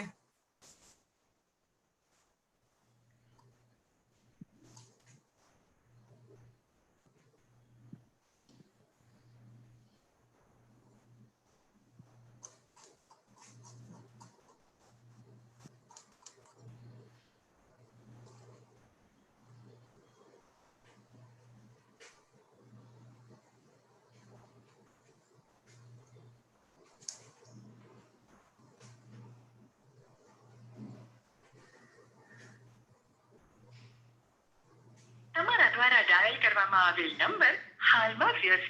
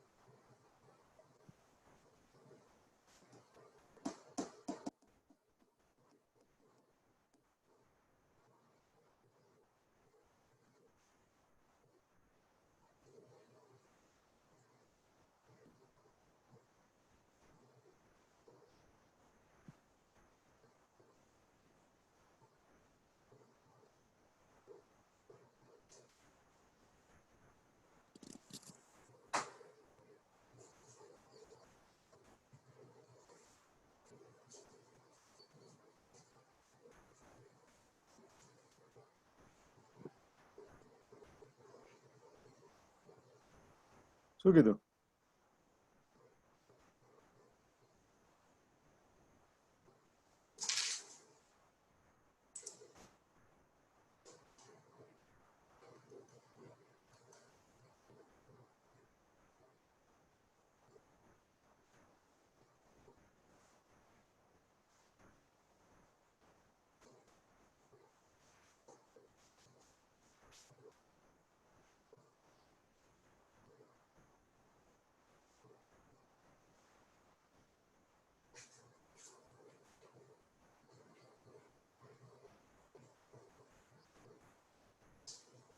Friends, please bear with us. Harit B has just come, so we will start our lecture again.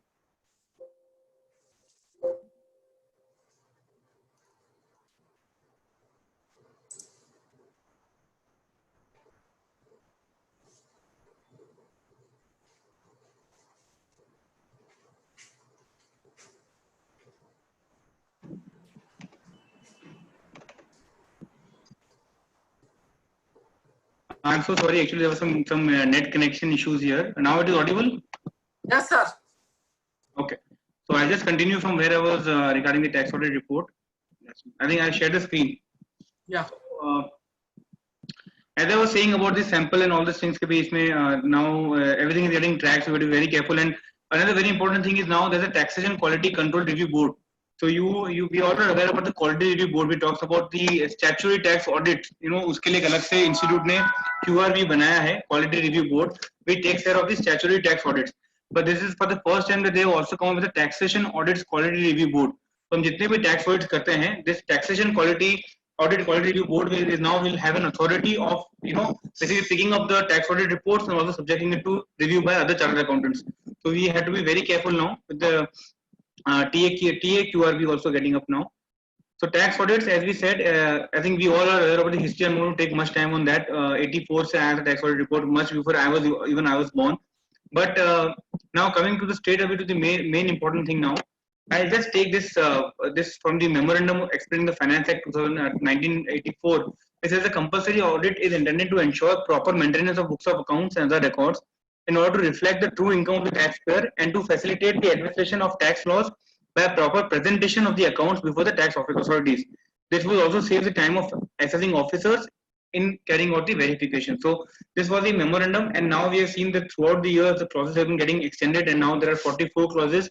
Out of 44, 2 have been postponed till next year.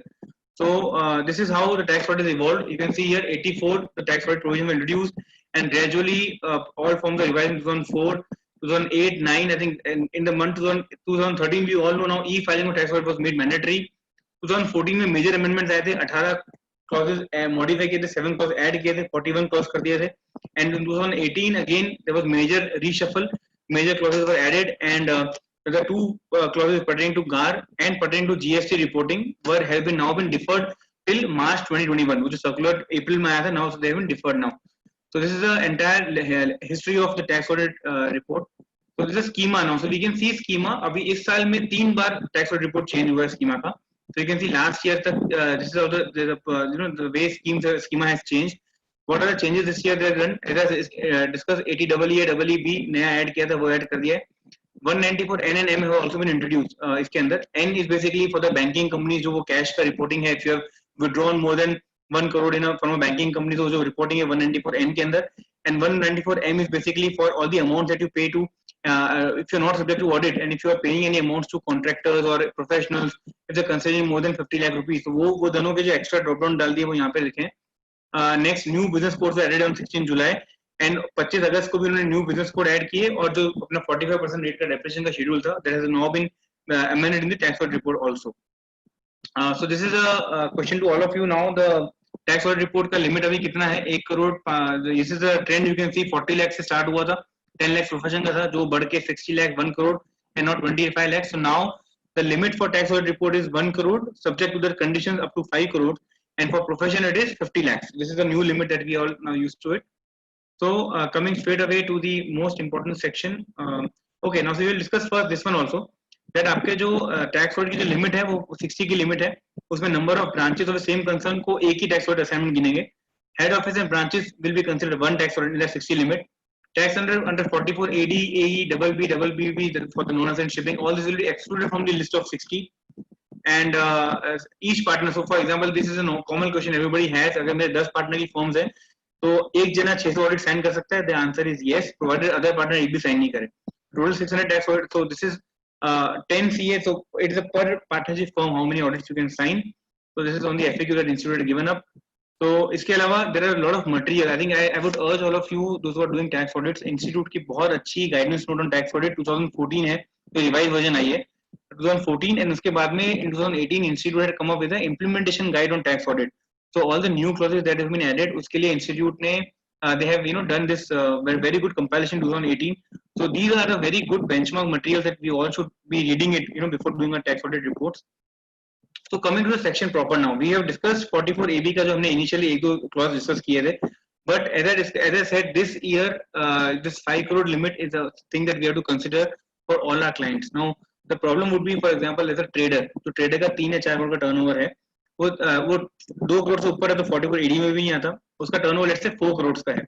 If the turnover is 4 crores, in that case, if we fulfill these two conditions, that the cash receipts and cash shipments are less than 5% of the respective amounts, in that case he will be out of the tax audit application. So अगर उसका turnover 4 crore का है और tax audit के बाहर है, then what about those kind of SSCs? Whether he will have to show some presumptive income or what is supposed to be done? The answer according to me would be that he will not be able to do, he should not be doing any tax audit. जो वो PNL देगा as it is हमको upload करना है. Tax audit applicable उस case में नहीं होता है. So this year and this time I think majority because of the application of GST आने के बाद भी cash का movement बहुत कम हुई है. Hence lot of clients those are mainly into trading, उनको ये benefit मिलके वो लोग tax audit शायद इस साल नहीं कराएंगे. We have to be taking care of it. In case of profession, it tax talk was 50 lakhs limit. Now very important to note, professionally 44 ADA भी है. We will go to ADA. Now the difference between 44 AD and 44 ADA is that in AD you have a presumptive taxation of 6% or 8%, and then there is a different provision for audits. For audit. Now in 44 ADA it is very simple. आपको अगर 50% आपको दिखाना है, आपका पहला तो है कि 50 लाख से कम आपका रिसीव होना चाहिए. अगर आपको 50% दिखाना है, then 50% से कम दिखाना है, then compulsory audit. There is no if and buts like there are in 44 AD. So ADA is comparatively very simple. If you show of income, the income of less than 50% of the gross receipts, in that case compulsory audit is there. So this clause C talks about 44 AE audit. These are all presumptive taxation के लिए for clause E है. Clause D talks about ADA, as you were just saying that if you have an ADA, if you fall into 44 ADA and you have claimed income lower than 50%, then you have to compulsorily carry your tax under clause D of 44 AB. And clause E talks about, now very important, clause E refers to business and provision of subsection 4 to 44 AD. मतलब अगर आपका subsection 4 और 44 AD में fall होता है तो ही आपका tax audit under 44 AB होता है. So for example, if I normally give you an example that if you are under a first year of business and let's say your turnover is 80 lakh rupees, then and if you show a profit of 80 lakhs का मेरा turnover है, and if you show a profit of less than 6%, is it required to get the books of accounts audited? The answer would be no. Normally हम लोग क्या करते हैं, हम लोग 80 लाख का टर्नओवर है, पहला साल है, 6% से कम दिखाया ऑडिट कर देते हैं. But if you read the section 44AB and 44AD post budget 2016 amendment, जो फाइनेंस एक्ट 16 आया था, उसके बाद अगर आप पढ़ोगे, इन that case for the first year of business, in my view, if your turnover is less than 1 crore rupees, and even if you don't show 6%, audit will not be applicable, because here the provisions are referred as subsection 4 of AD and not subsection 1 of 44AD, which was there earlier. Yeah, this is a big change in that. So you have to get the books of accounts audited. That is all okay. 44AD के लिए आपको 2 crore तक का वो limit है, that is there. You can just skip through this. So accountant we all know. So specified date is all okay. So 44AD 44AB के बाद now coming to 44AD. So 44AD talks about first subsection क्या बोलता है कि आपको 6% या 8% आपको deemed दिखाना है. And coming to state away to 4 amendment जो हुआ था, उसके बाद ऐसा आया था कि अगर आपने सपोज एक साल 44AD का बेनिफिट लिया है, नेक्स्ट ईयर आपने उससे कम दिखाया और अब AB में आप गए हो, देन अगले 5 साल तक you can not come back to 44AD.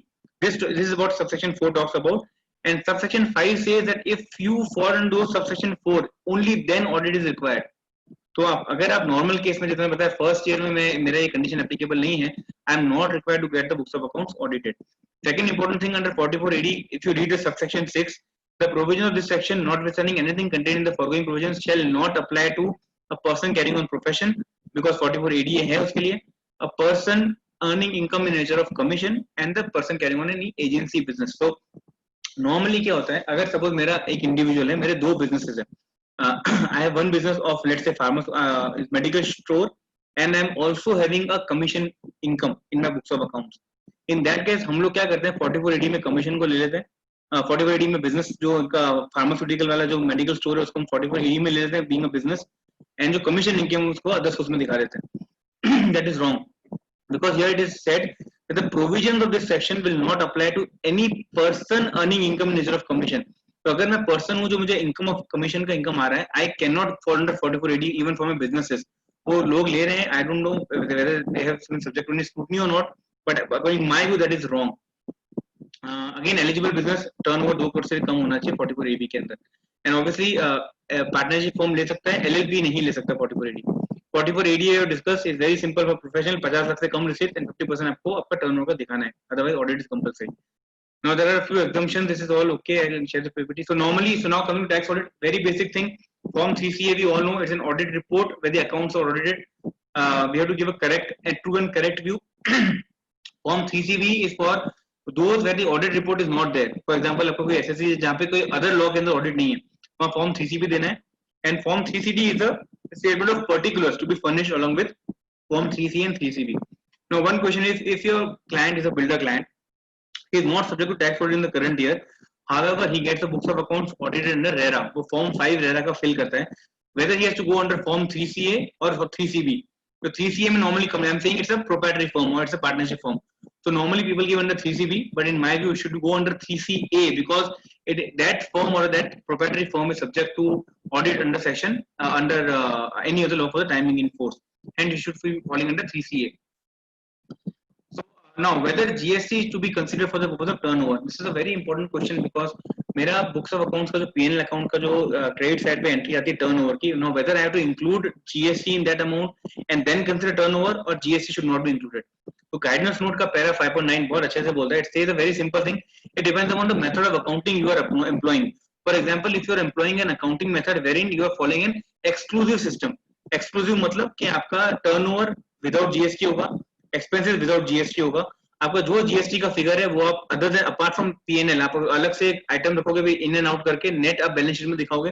If we follow this simple exclusive method, which majority, I think 99% SSC would be following that only, in that case the turnover will be excluding GST. आपको turnover में GST add वापस नहीं करना है. But in case if you are following an inclusive method, जहाँ पे आप turnover भी GST गिना के include करके गिनते हो, and even if you mention the expenses also with GST, in that case the turnover will be considered inclusive of GST. It all depends upon what kind of method you record for you use for accounting. Now this year, though ITR 6 we were not supposed to discuss today, but this year for the tax audit report we had to be again for the company specifically we have to be taking care of the options of 115 BAA and BAB which are now relevant now. So these are two sections which were introduced by the Taxation Laws Amendment Act 2019. तो सितंबर में ये bill आया था, ordinance आया था, and दिसंबर में this became act. So I'll quickly go through these two important sections, which again is a very important thing to be taken care of. So there were two booster packages for corporates. The first scheme was the existing companies have an option of paying a reduced corporate tax of 22% without MAT, subject to not claiming certain incentives. So अभी जो मेरी existing company है उनका tax rate क्या है? अगर मेरा financial year 17-18 के अंदर टर्नओवर मेरा 250 करोड़ से कम 400 करोड़ से कम था, then the tax rate is 25%. अगर 400 करोड़ से ज्यादा था, tax rate is 30%. This is the current structure. Now देखिए an option, आपको करंट में नहीं जाना है, नए में जाना है, तो आपका जो टैक्स रेट है वो 25 की जगह 22 हो जाएगा. 22% with compulsory surcharge of 10%, it comes to 25 and plus education service comes to 25.17. तो नॉर्मली मैं 25 प्लस एजुकेशन सर्विस कम से 26 को मैं कंपेयर करूं तो 26 के सामने मेरा अभी का नया रेट है 25.17. But in that case I stand to lose all the benefits that were there earlier, like for example unabsorbed depreciation था मेरा बिकॉज ऑफ एडिशनल डेप्रिसिएशन और द न्यू डेप्रिसिएशन सेक्शन 32 35 वो सब मैं लूज कर दूंगा. MAT credit I lose. So suppose there are companies इनका MAT credit available balance पड़ा है, for them they will have to compulsorily, you know, in my opinion, they should continue with the old regime till the time MAT is used. Otherwise, the MAT rate will have to be written off. So this was the first scheme. Second scheme that they got up with is a new manufacturing company. आपका 1 अक्टूबर 2019 के बाद जो भी नई manufacturing company form हुई है, उसके पास एक ऑप्शन था कि आप या तो एक्जिस्टिंग स्कीम में जाओ जो आपका 25% वाला है, या आप एक नई स्कीम में जाओ जहां पे आपको 15% टैक्स रेट है plus surcharge of 10% plus 4% comes to around 17.5% without MAT. There is no MAT now. But a very very welcome change to the, I would say, the scheme 2. बहुत लोगों ने इसका बेनिफिट लिया है. इसके कंडीशंस भी बहुत सिंपल है as of now. So this manufacturing units, there are two schemes that are announced. This is a comparison of what it is now. So with these schemes, so this is a table which says that, you know, कौन से आप deduction lose करोगे. Majority आपके chapter 6A के deduction नहीं मिलेंगे except 80JJAA and 80M, and आपको additional depreciation का बेनिफिट नहीं मिलेगा, प्लस 35 के जो इन्वेस्टमेंट है 35 AD वाले वो सब वो आपको नहीं मिलेंगे. So to take benefit of these deductions, you have to now compulsorily file a form 10IC and 10ID. ये दो नए रूल्स इनकम टैक्स में इंट्रोड्यूस किए थे, जहां पे उन्होंने बोला कि सपोज आपको लोअर रेट का बेनिफिट लेना है, you have to go to any of the existing section 115 BAA or BAB. You have to file, you have to exercise that option. You have to file form 10C, 10IC and 10ID. ये फरवरी में notification आ गया था. दो ITR 6 is not yet available, but ITR 6 आने के बाद ये दो अब ये फॉर्म्स अवेलेबल है ऑनलाइन. तो if you want to file the forms you can still file the forms. कि आपको जो कंपनीज में आपको ये ऑप्शन एक्सरसाइज करना है, please file form 10IC for the existing companies and form 10ID for the new manufacturing companies. So this was something on the for this again tax audit में आपको देखना है कि whether the company has opted for this, and I'm sure उसके भी कुछ details tax audit report के अंदर भी आएंगे as in now the schema is getting changed. So failure we all know 0.5% of the turnover and 1.5 lakhs whichever is lower as a tax audit penalty. So reasonable cause is all okay. We can share this. Turnover we discussed.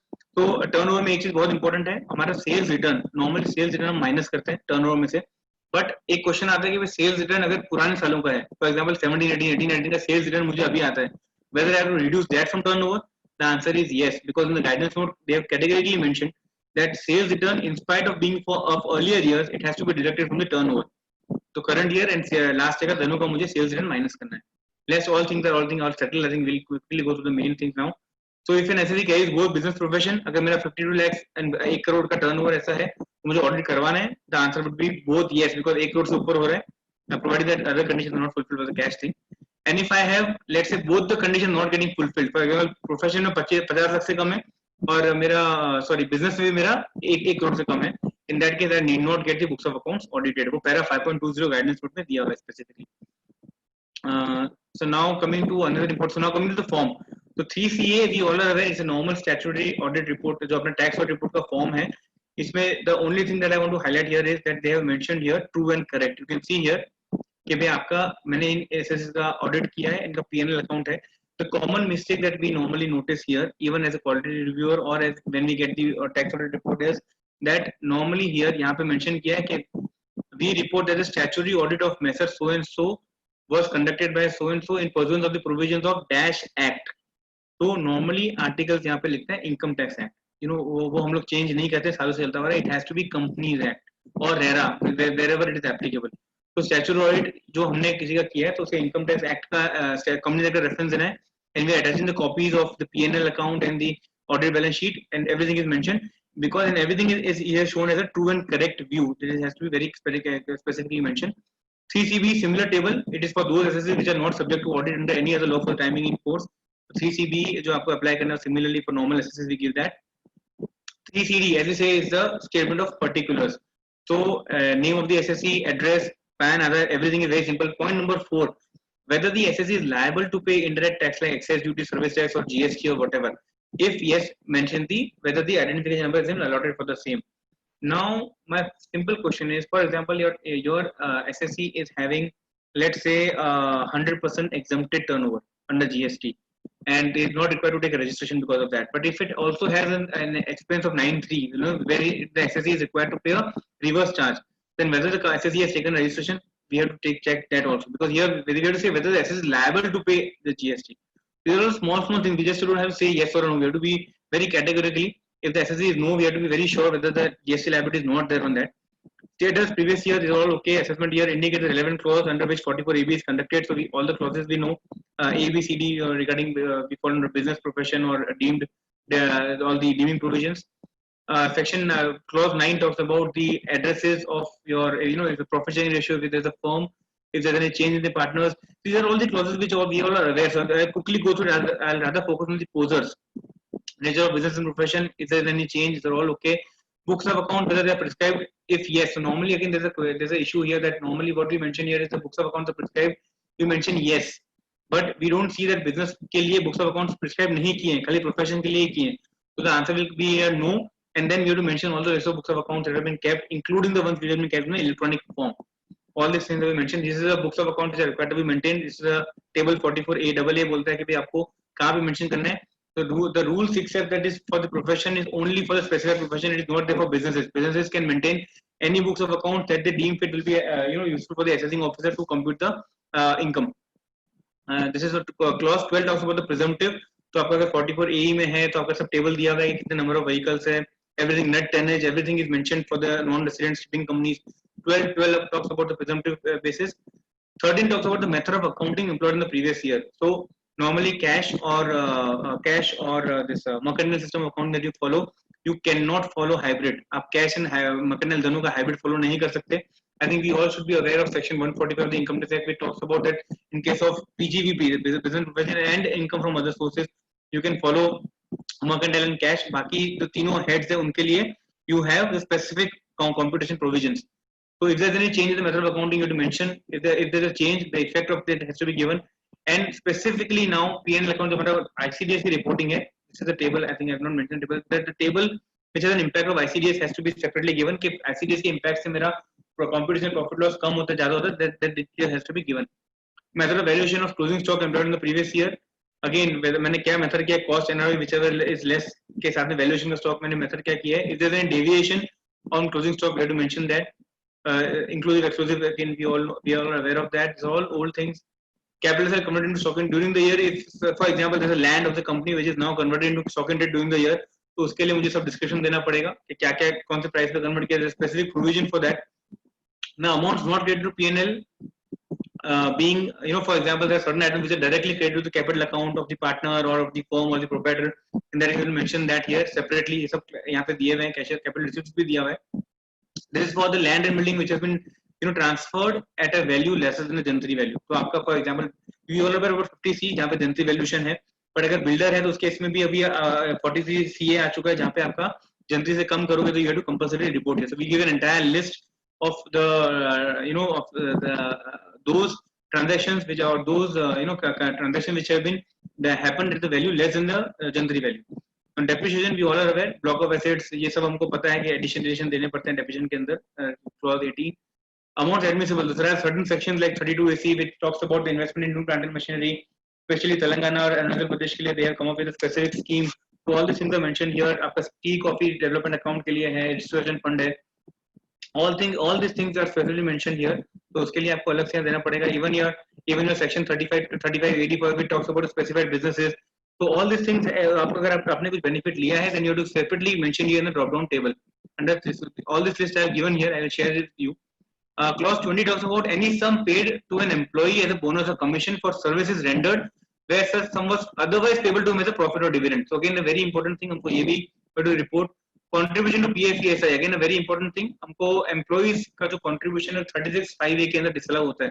So there is a normal, I think this is a very well settled law now in Gujarat that suppose I have an employee and employer both contribution to PFESI, and for the employee I have to deposit it before the respective due dates of the act.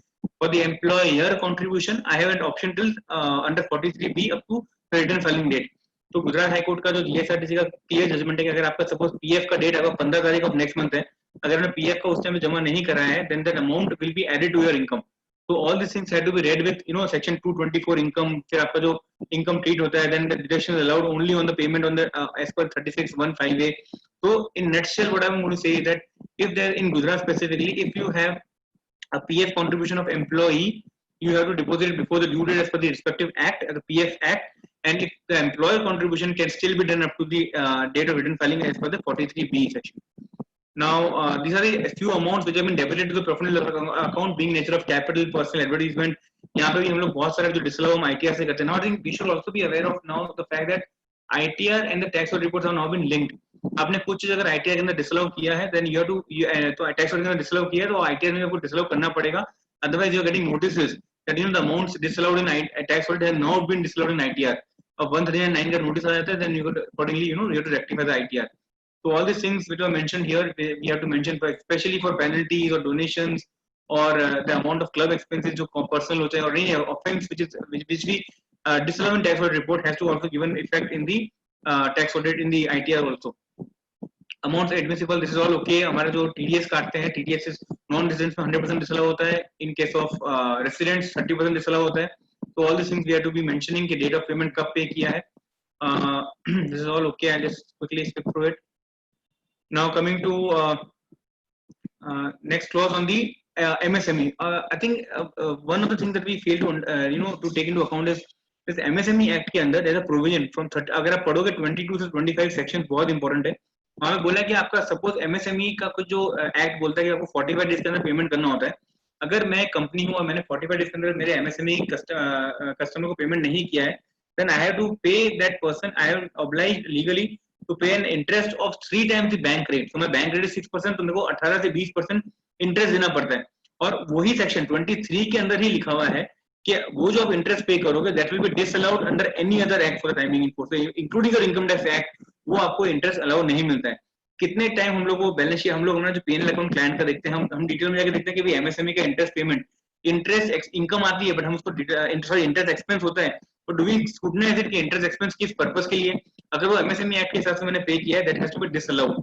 So it has to be disallowed under point 22 clause 22 of 3CT and also has to be disallowed in the ITR. Now 48(2)(b, as we all know, payment to related parties, again very important thing. Earlier when the domestic transfer pricing report was there, this clause was very important because वो 20 crore का limit इसके ऊपर से based होता था. Now these are all the other 32AC, these are all a very common thing. 41 के अंदर कोई income charge हो रही है, that has to be mentioned here. Now 43B may be specifically there are a few controversies. For example, a client has taken a loan and that loan got the client defaulted. Interest जो उसका था loan का, उसको rather than making actual payment, the banker converted the interest into an FITL. एक नया loan बना दिया वो इंटरेस्ट का, और वो लोन को वो पे करना चालू कर रहे हैं. So the question arose that when the interest outstanding was converted to a loan, whether that conversion will amount to payment of the interest.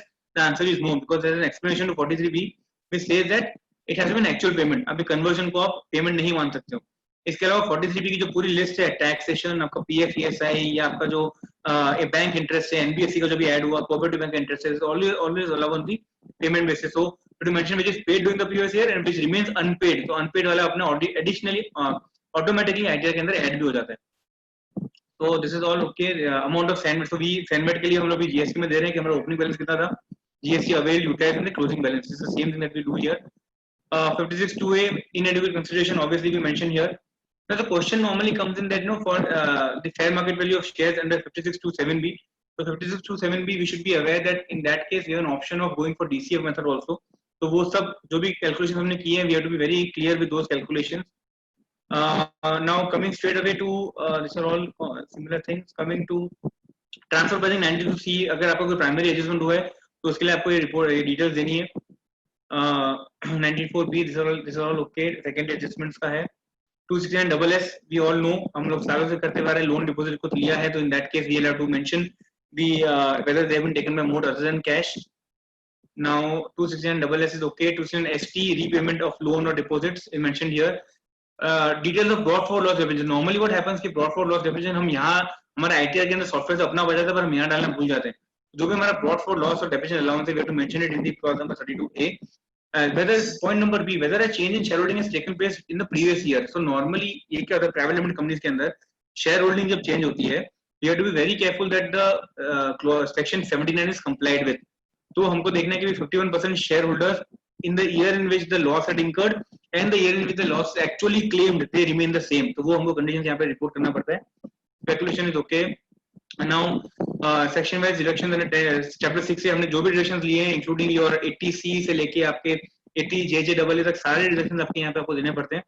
34A is the most important table, I think, for as far as TDS is concerned, जो reporting आता है. I think now we all are used to it, but my again normal error that people make here is that, for example, if I have a lower deduction certificate, मेरे पास suppose एक professional contract का payment करना है और उसका normal 2% rate है, मुझे वो lower deduction 0.1% का आया.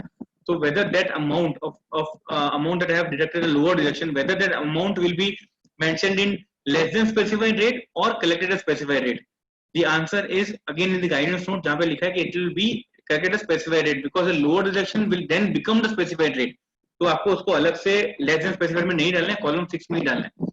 So all these things rest we all know और section wise मुझे breakup देना है. Now we also have at our form also what we do is we also have a comparison. तो मेरा P&L में debit balance में कितना खर्चा है, सामने 94C में कितना है, उसको मैं रिकंसिडर करने का ट्राई करते हैं to the extent possible. Now this is okay. Time number मैंने रिटर्न फाइल किया, लेट किया या टाइम पे किया, वो डिटेल देना है. इंटरेस्ट पे किया तो वो भी मुझे देना है.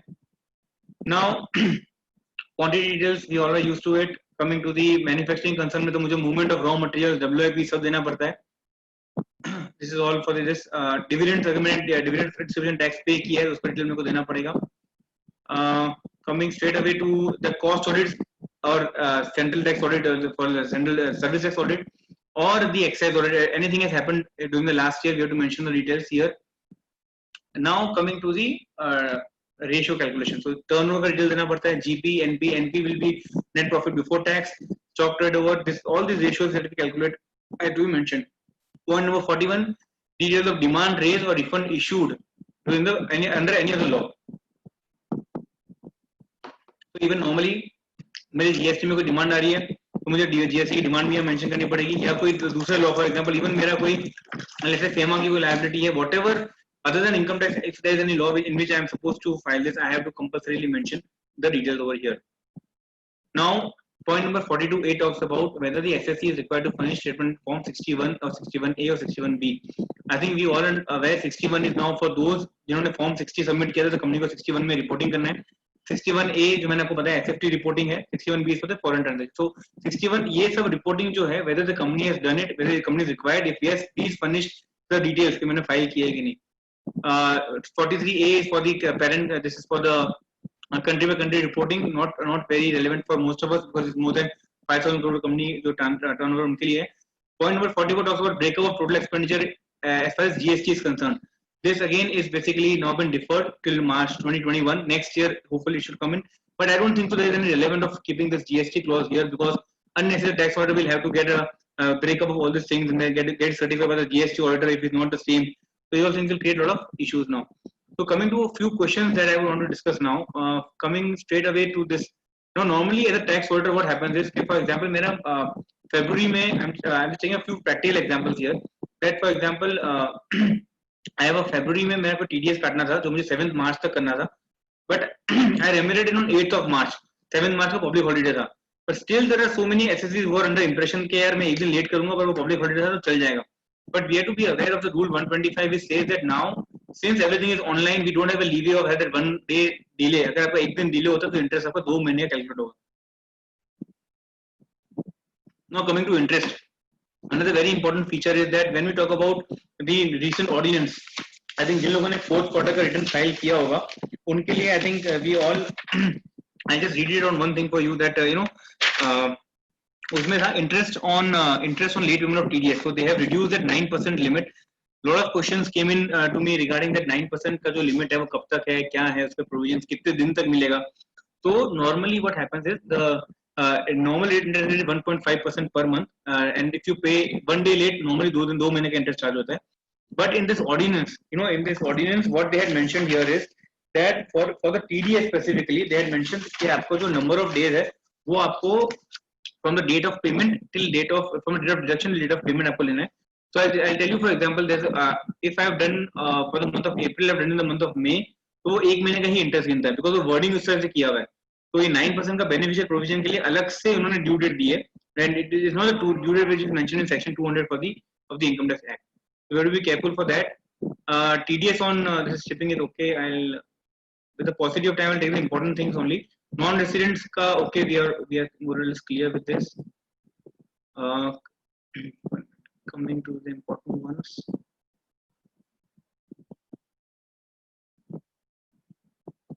Okay, so here this talks about okay, the foreign company has no business income from India, but it has no permanent establishment. It has business income from India, but it has no permanent establishment. So whether tax rate is applicable, the answer is yes, because there is no distinguish between a foreign company, and even there is no distinguish between exempt income or not. They talk about the word receipt. That is the thing. So this is the question that I was talking about. The turnover of 125 lakhs and the sales return was 30 lakhs. Out of total sales return, 6 lakhs was pertaining to sales made in the previous year. So in spite of that, मुझे पूरा के पूरा 30 lakh minus करना पड़ेगा और मेरा 1 करोड़ से कम हो जाएगा. Then I am not subject to tax audit, irrespective of when the sales return has taken place. 43A, we all are aware that 10,000 का limit payment है. This is, I think, this is all okay now. Okay, now GST or services billed but not received, can it be added in 43B? मेरा payable ही create नहीं किया, expense book नहीं किया, तो how would I add in 43B? This is a simple thing. As I said about 43B, section 224(10) and 36(1)(5)A has to be read together. And as I said, in Gujarat, the Gujarat judgment of GSRTC will prevail, and you have to pay the employee contribution before the respective act and the employer contribution before the date of filing ITR. This is all the provisions. Okay. So this is again a very important question: whether tax audit is required to opine. As I said, because indirect taxes को मुझे opine देना है, तो ordinarily मेरे को देने की जरूरत नहीं है, but मैं representation ले सकता हूँ कि इसके अलावा कंपनी का और कोई ऐसा एक्सपेंस नहीं है या कोई ऐसा कोई जहाँ पे मुझे रिवर्स चार्ज या मेरी जीएसटी की लायबिलिटी आती है. I can always take that. Now this is an example wherein it talks about the builders. Builders में क्या होता है? People still have an option of going for percentage completion, or if they are not a company, let's say the partnership firm, they can still go by the completed construction method because the ICDS has ICDS on real estate has not been notified. So suppose I have received a sum of 1.25 crores as an advance for booking the flat, and I don't go by percentage completion. Whether I have to get the books of accounts audited on basis of the advance, because if the word uses receipt, the answer in my opinion would be yes, because we have received a sum of more than 1.25 crore. But there are diverse opinions, there are diverse judgments also. It is upon I can say you both as in favor as well as in against. So there is one thing that you can take into account. Transfer of land building, as I said, this is a very important thing. Normally what happens, we forget it in the case of a builder who is having inventory as stock.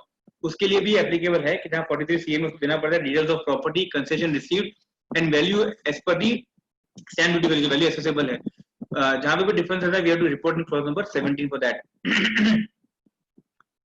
As I said, different accounting method cannot be followed now. We have to follow either cash or mercantile. That hybrid is no longer, as I said, that hybrid cannot be followed now.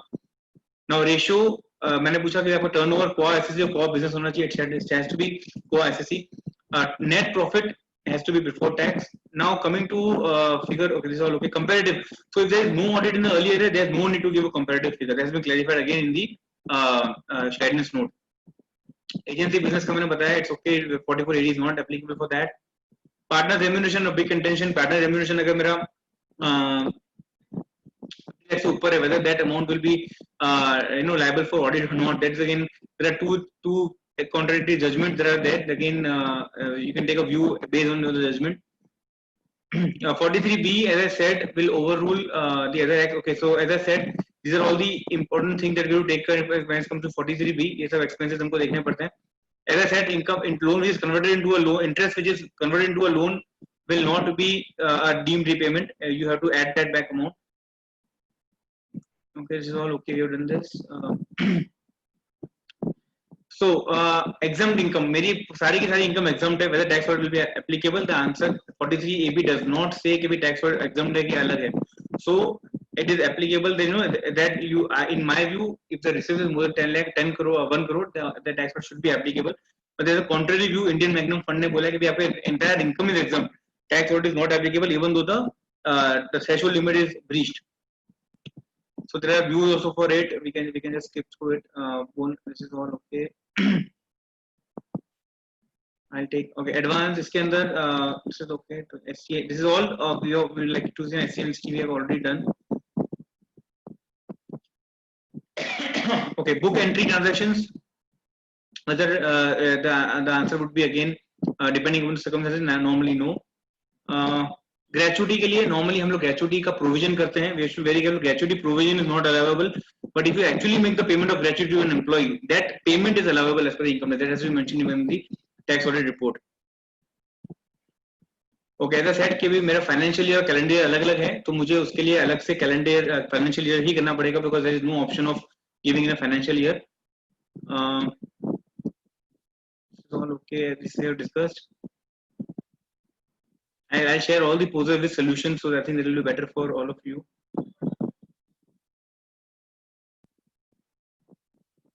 Okay, this is due on the due dates. So there are a lot of things which we have to report कि TDS pay किया है, 15G 15H file किया है कि नहीं किया है, तो आपने 15CA 50CB file किया है कि नहीं है. If you make any overseas payments, so all these things have to be compulsorily mentioned over there. So these are all. I just share all these poses with you. Majority, I give an overview of the tax audit report. These are all the poses that I can share. This is about the 44 AE also. So I think one very important thing that we have to take care is regarding the additional depreciation. Normally हमको पता है कि 50% अगर हमको इस साल मिलता है, 50% हमको next year भी मिलता है. So if we fail to take that in the current year, we have to take it, we have to make a point that we take it in the next year, and we have to report it in the tax audit report also. Now before I get on the concluding note, something on the checklist. I think very important that based be it ITR 1 to ITR 5 or be it the new compliances or the tax audit report, we have to make a checklist and send it to our clients in advance. We have to, if there is any shortfall, inform the client, acknowledge the risk of the clients, segregate the documents and data. So a lot of time what will happen is we get a lot of information as a hard copy, something on the online. This time being the COVID thing, I think we will always prefer to do more online, not to call accountants here. Very important to check whether tax audit is applicable. Last year suppose मैंने 44 last year मैंने 44 AD में audit करी. Last year मैंने breach करी AB में किया. I cannot go back for 5 years to 44 AD. Now that I have to check in the current year whether I am suppose I can go or not. That I have to check at the start of the year. We have to inform the client about digital signatures. Okay, this is all checklist of the new ITR. So new ITR में जितने भी नई requirement है आपको client को applicable है, we have to mention it and send it to the clients. Especially details of foreign assets. Those who are having clients who are having foreign assets, we have to tell them a list कि ये सब उनको देना पड़ता है, उनको वहाँ से detail लाने में भी time लगता है. Detail of personal assets. Okay. Now when you provide STI, please go through last year's statement of total income. You will get a lot of things. For example, clubbing of income है. तो last year clubbing हुआ है तो we have to ask them in advance कि आपको इसमें income club हो रही है उसका भी details हमको दे दो. All these things we have to be very careful for. And setup of losses, we have to check availability of deduction, especially MAT credit. Now this year being अगर आपको MAT credit lapse करना है तो वो नहीं करना है, lapse करना है, whatever the thing we have to take a call now. Even non-resident taxation specific limits we have to be very careful for. TTL relief, we have to have all the documents in place. Now so in case we always believe in communicating to the client, either आप email पे करो या letter भेजो, but you have to be very sure. Then as an institute, they have institutes come up with very good auditing standards which are applicable to us. We can take all this into account and accordingly manage the documentation. Maintain a register for tax audit. So very important because now everything is online. What will happen is suppose you fail to upload a tax audit report because of any reason, आपके article ने नहीं किया, आपसे रह गया. In that case, the penalty आएगी 1.5 lakh रुपए की, and we don't have a sufficient cause of dealer because of our article is not uploaded. So we have to maintain a register, track each and every tax audit report when it has been getting uploaded, whether it has been verified by the was uploaded by us and whether it has been verified by the client, so that the process becomes complete. All these things, the documentation we have to be very careful now. Now coming to the concluding note, as I keep on saying, I think I just learned like this the lines that our honorable Prime Minister had mentioned, in time of COVID, that today the world is in pursuit of new business models. India, a useful nation known for its innovative zeal, can take the lead in providing a new work culture. I envision this new business and work culture being redefined with the following vowels. I call them vowels of the new normal because, like vowels in English language, These would become essential ingredients of any business model in the post-COVID world. This pandemic is sure to rewrite the rules of business. So our honorable Prime Minister had given us these vowels, which we have to be taken into account now. First is adaptability. This year specifically we have to be adaptable because बहुत सारे data आपको cloud पे रखेंगे, आपको drive पे share करेंगे, आपको pen drive पे देंगे. So we have to be we should not have the habit of calling hard copies कि मुझे trial and hard copy में दो. We have to be very adaptable now. Efficiency, we have to increase our efficiency because this time a lot of due dates are coming at the same time. The GST audit अगर extend नहीं होती है तो September ending है. Then RERA audit is there. Then income tax, statutory audit is there all till November. So all things are there. So we have to increase our productivity and efficiency rather than just appearance of effort. Inclusivity, as you mentioned, was the care of poor. Opportunity, I think this lockdown has provided a wonderful opportunity for all professionals because now we can reach out to our clients in a much faster manner. We can have a Zoom call. We can discuss things on Zoom online rather than going physically. So again, and we can also meet new prospective clients. So it's a very good opportunity for all of us professionals. And universalism is mentioned that regarding ideas should find global relevance and application. So this is I just love this picture because it conveys a lot of things. Old crow, we all know that is a very hardworking, very used to persevere for so many things. एक दाना डाल के पानी लेता था, but now is a time for us to become a modern crow. We cannot be persevering for wrong things. We have to be we have to update ourselves daily. We have to work smartly because we have to create our own story. We have to work hard, update ourselves, and we have to save a lot of time because now time is a very scarce commodity for all of us. So with this, I think the filing of ITR and tax audit report, as I say, is a task that requires considerable skill to do well in maintaining the right balance between objective analysis, subjective judgment, and judicious reporting. So with this, I think if you have any questions, I'll be happy to take those questions. Thank you so much, Harit bhai. Thank you, sir. Thank you so much for your rigorous effort to make this webinar very knowledgeable and very informative. Sir, we have got many appreciation for your PowerPoint presentation that you have prepared a detailed PowerPoint presentation, and no doubt we have listened to you very carefully, but still your speed was more because you have to cover many things, lot of things. So they all have requested your PowerPoint presentation. So we will be very highly obliged if you share with us. No, definitely. I'll share. I'll make it a PDF. It has more than 300 slides, so I'll make a PDF and I'll share it to you. Thank you so much, sir. Thank you so much. Now I request Sri Kulinbhai Pathak, Vice President of Southern Zone of AGFTC, to please give a vote of thanks. Thank you, Karthikeya bhai. Good evening, everyone. Wow, it's really a great that this webinar turned out to be a very useful and successful. I am honored and lucky to have the opportunity to give a vote of thanks on this special webinar. First of all, I would like to express my sincere gratitude to learned speaker Sri Harit Dhariwal ji for kindly donating time to share his precious knowledge with all of us today. I particularly like his speech. Very elaborate this topic, income tax return ITR form 1 to 5 with audit reports, raised 50 proposals and its solutions. The way in which he explained the subject and concluding notes was an excellent, sir. I am also thankful to the officer bearers of the various organizations, Income Tax Bar Associations, Ahmedabad, the Southern Gujarat Commercial Tax Bar Association, Chartered Accountant Association, Surat, the Navsari Income Tax Practitioners Association, the Textile Market CP Study Circle of Surat branch of WIRC of Institute of Chartered Accountants, and my committee members of Southern Gujarat Income Tax Bar Associations for their constant support to make this webinar successful. I would like to make a minute and say thanks to all who make this webinar remarkable, particularly you all my professional brothers and sisters for attending a large number.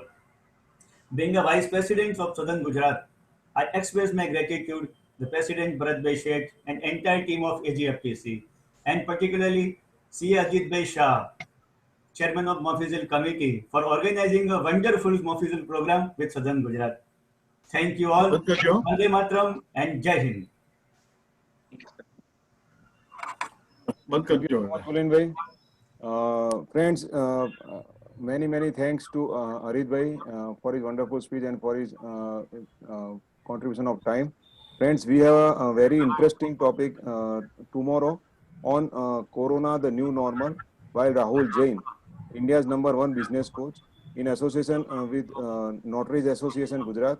Dheeraj Bhai is the president of Notaries Association Gujarat as well as India, and he is wonderful speaker. So please, friends, you have got the mail. Please register yourself as soon as possible because it will be a really good thing to listen to Rahul Jain because he is a very famous speaker. So I request all of you to register in tomorrow's program and please attend this. Harit Bhai, once again, thank you so much. And now we are ending this webinar. Thank you so much. Thank you all.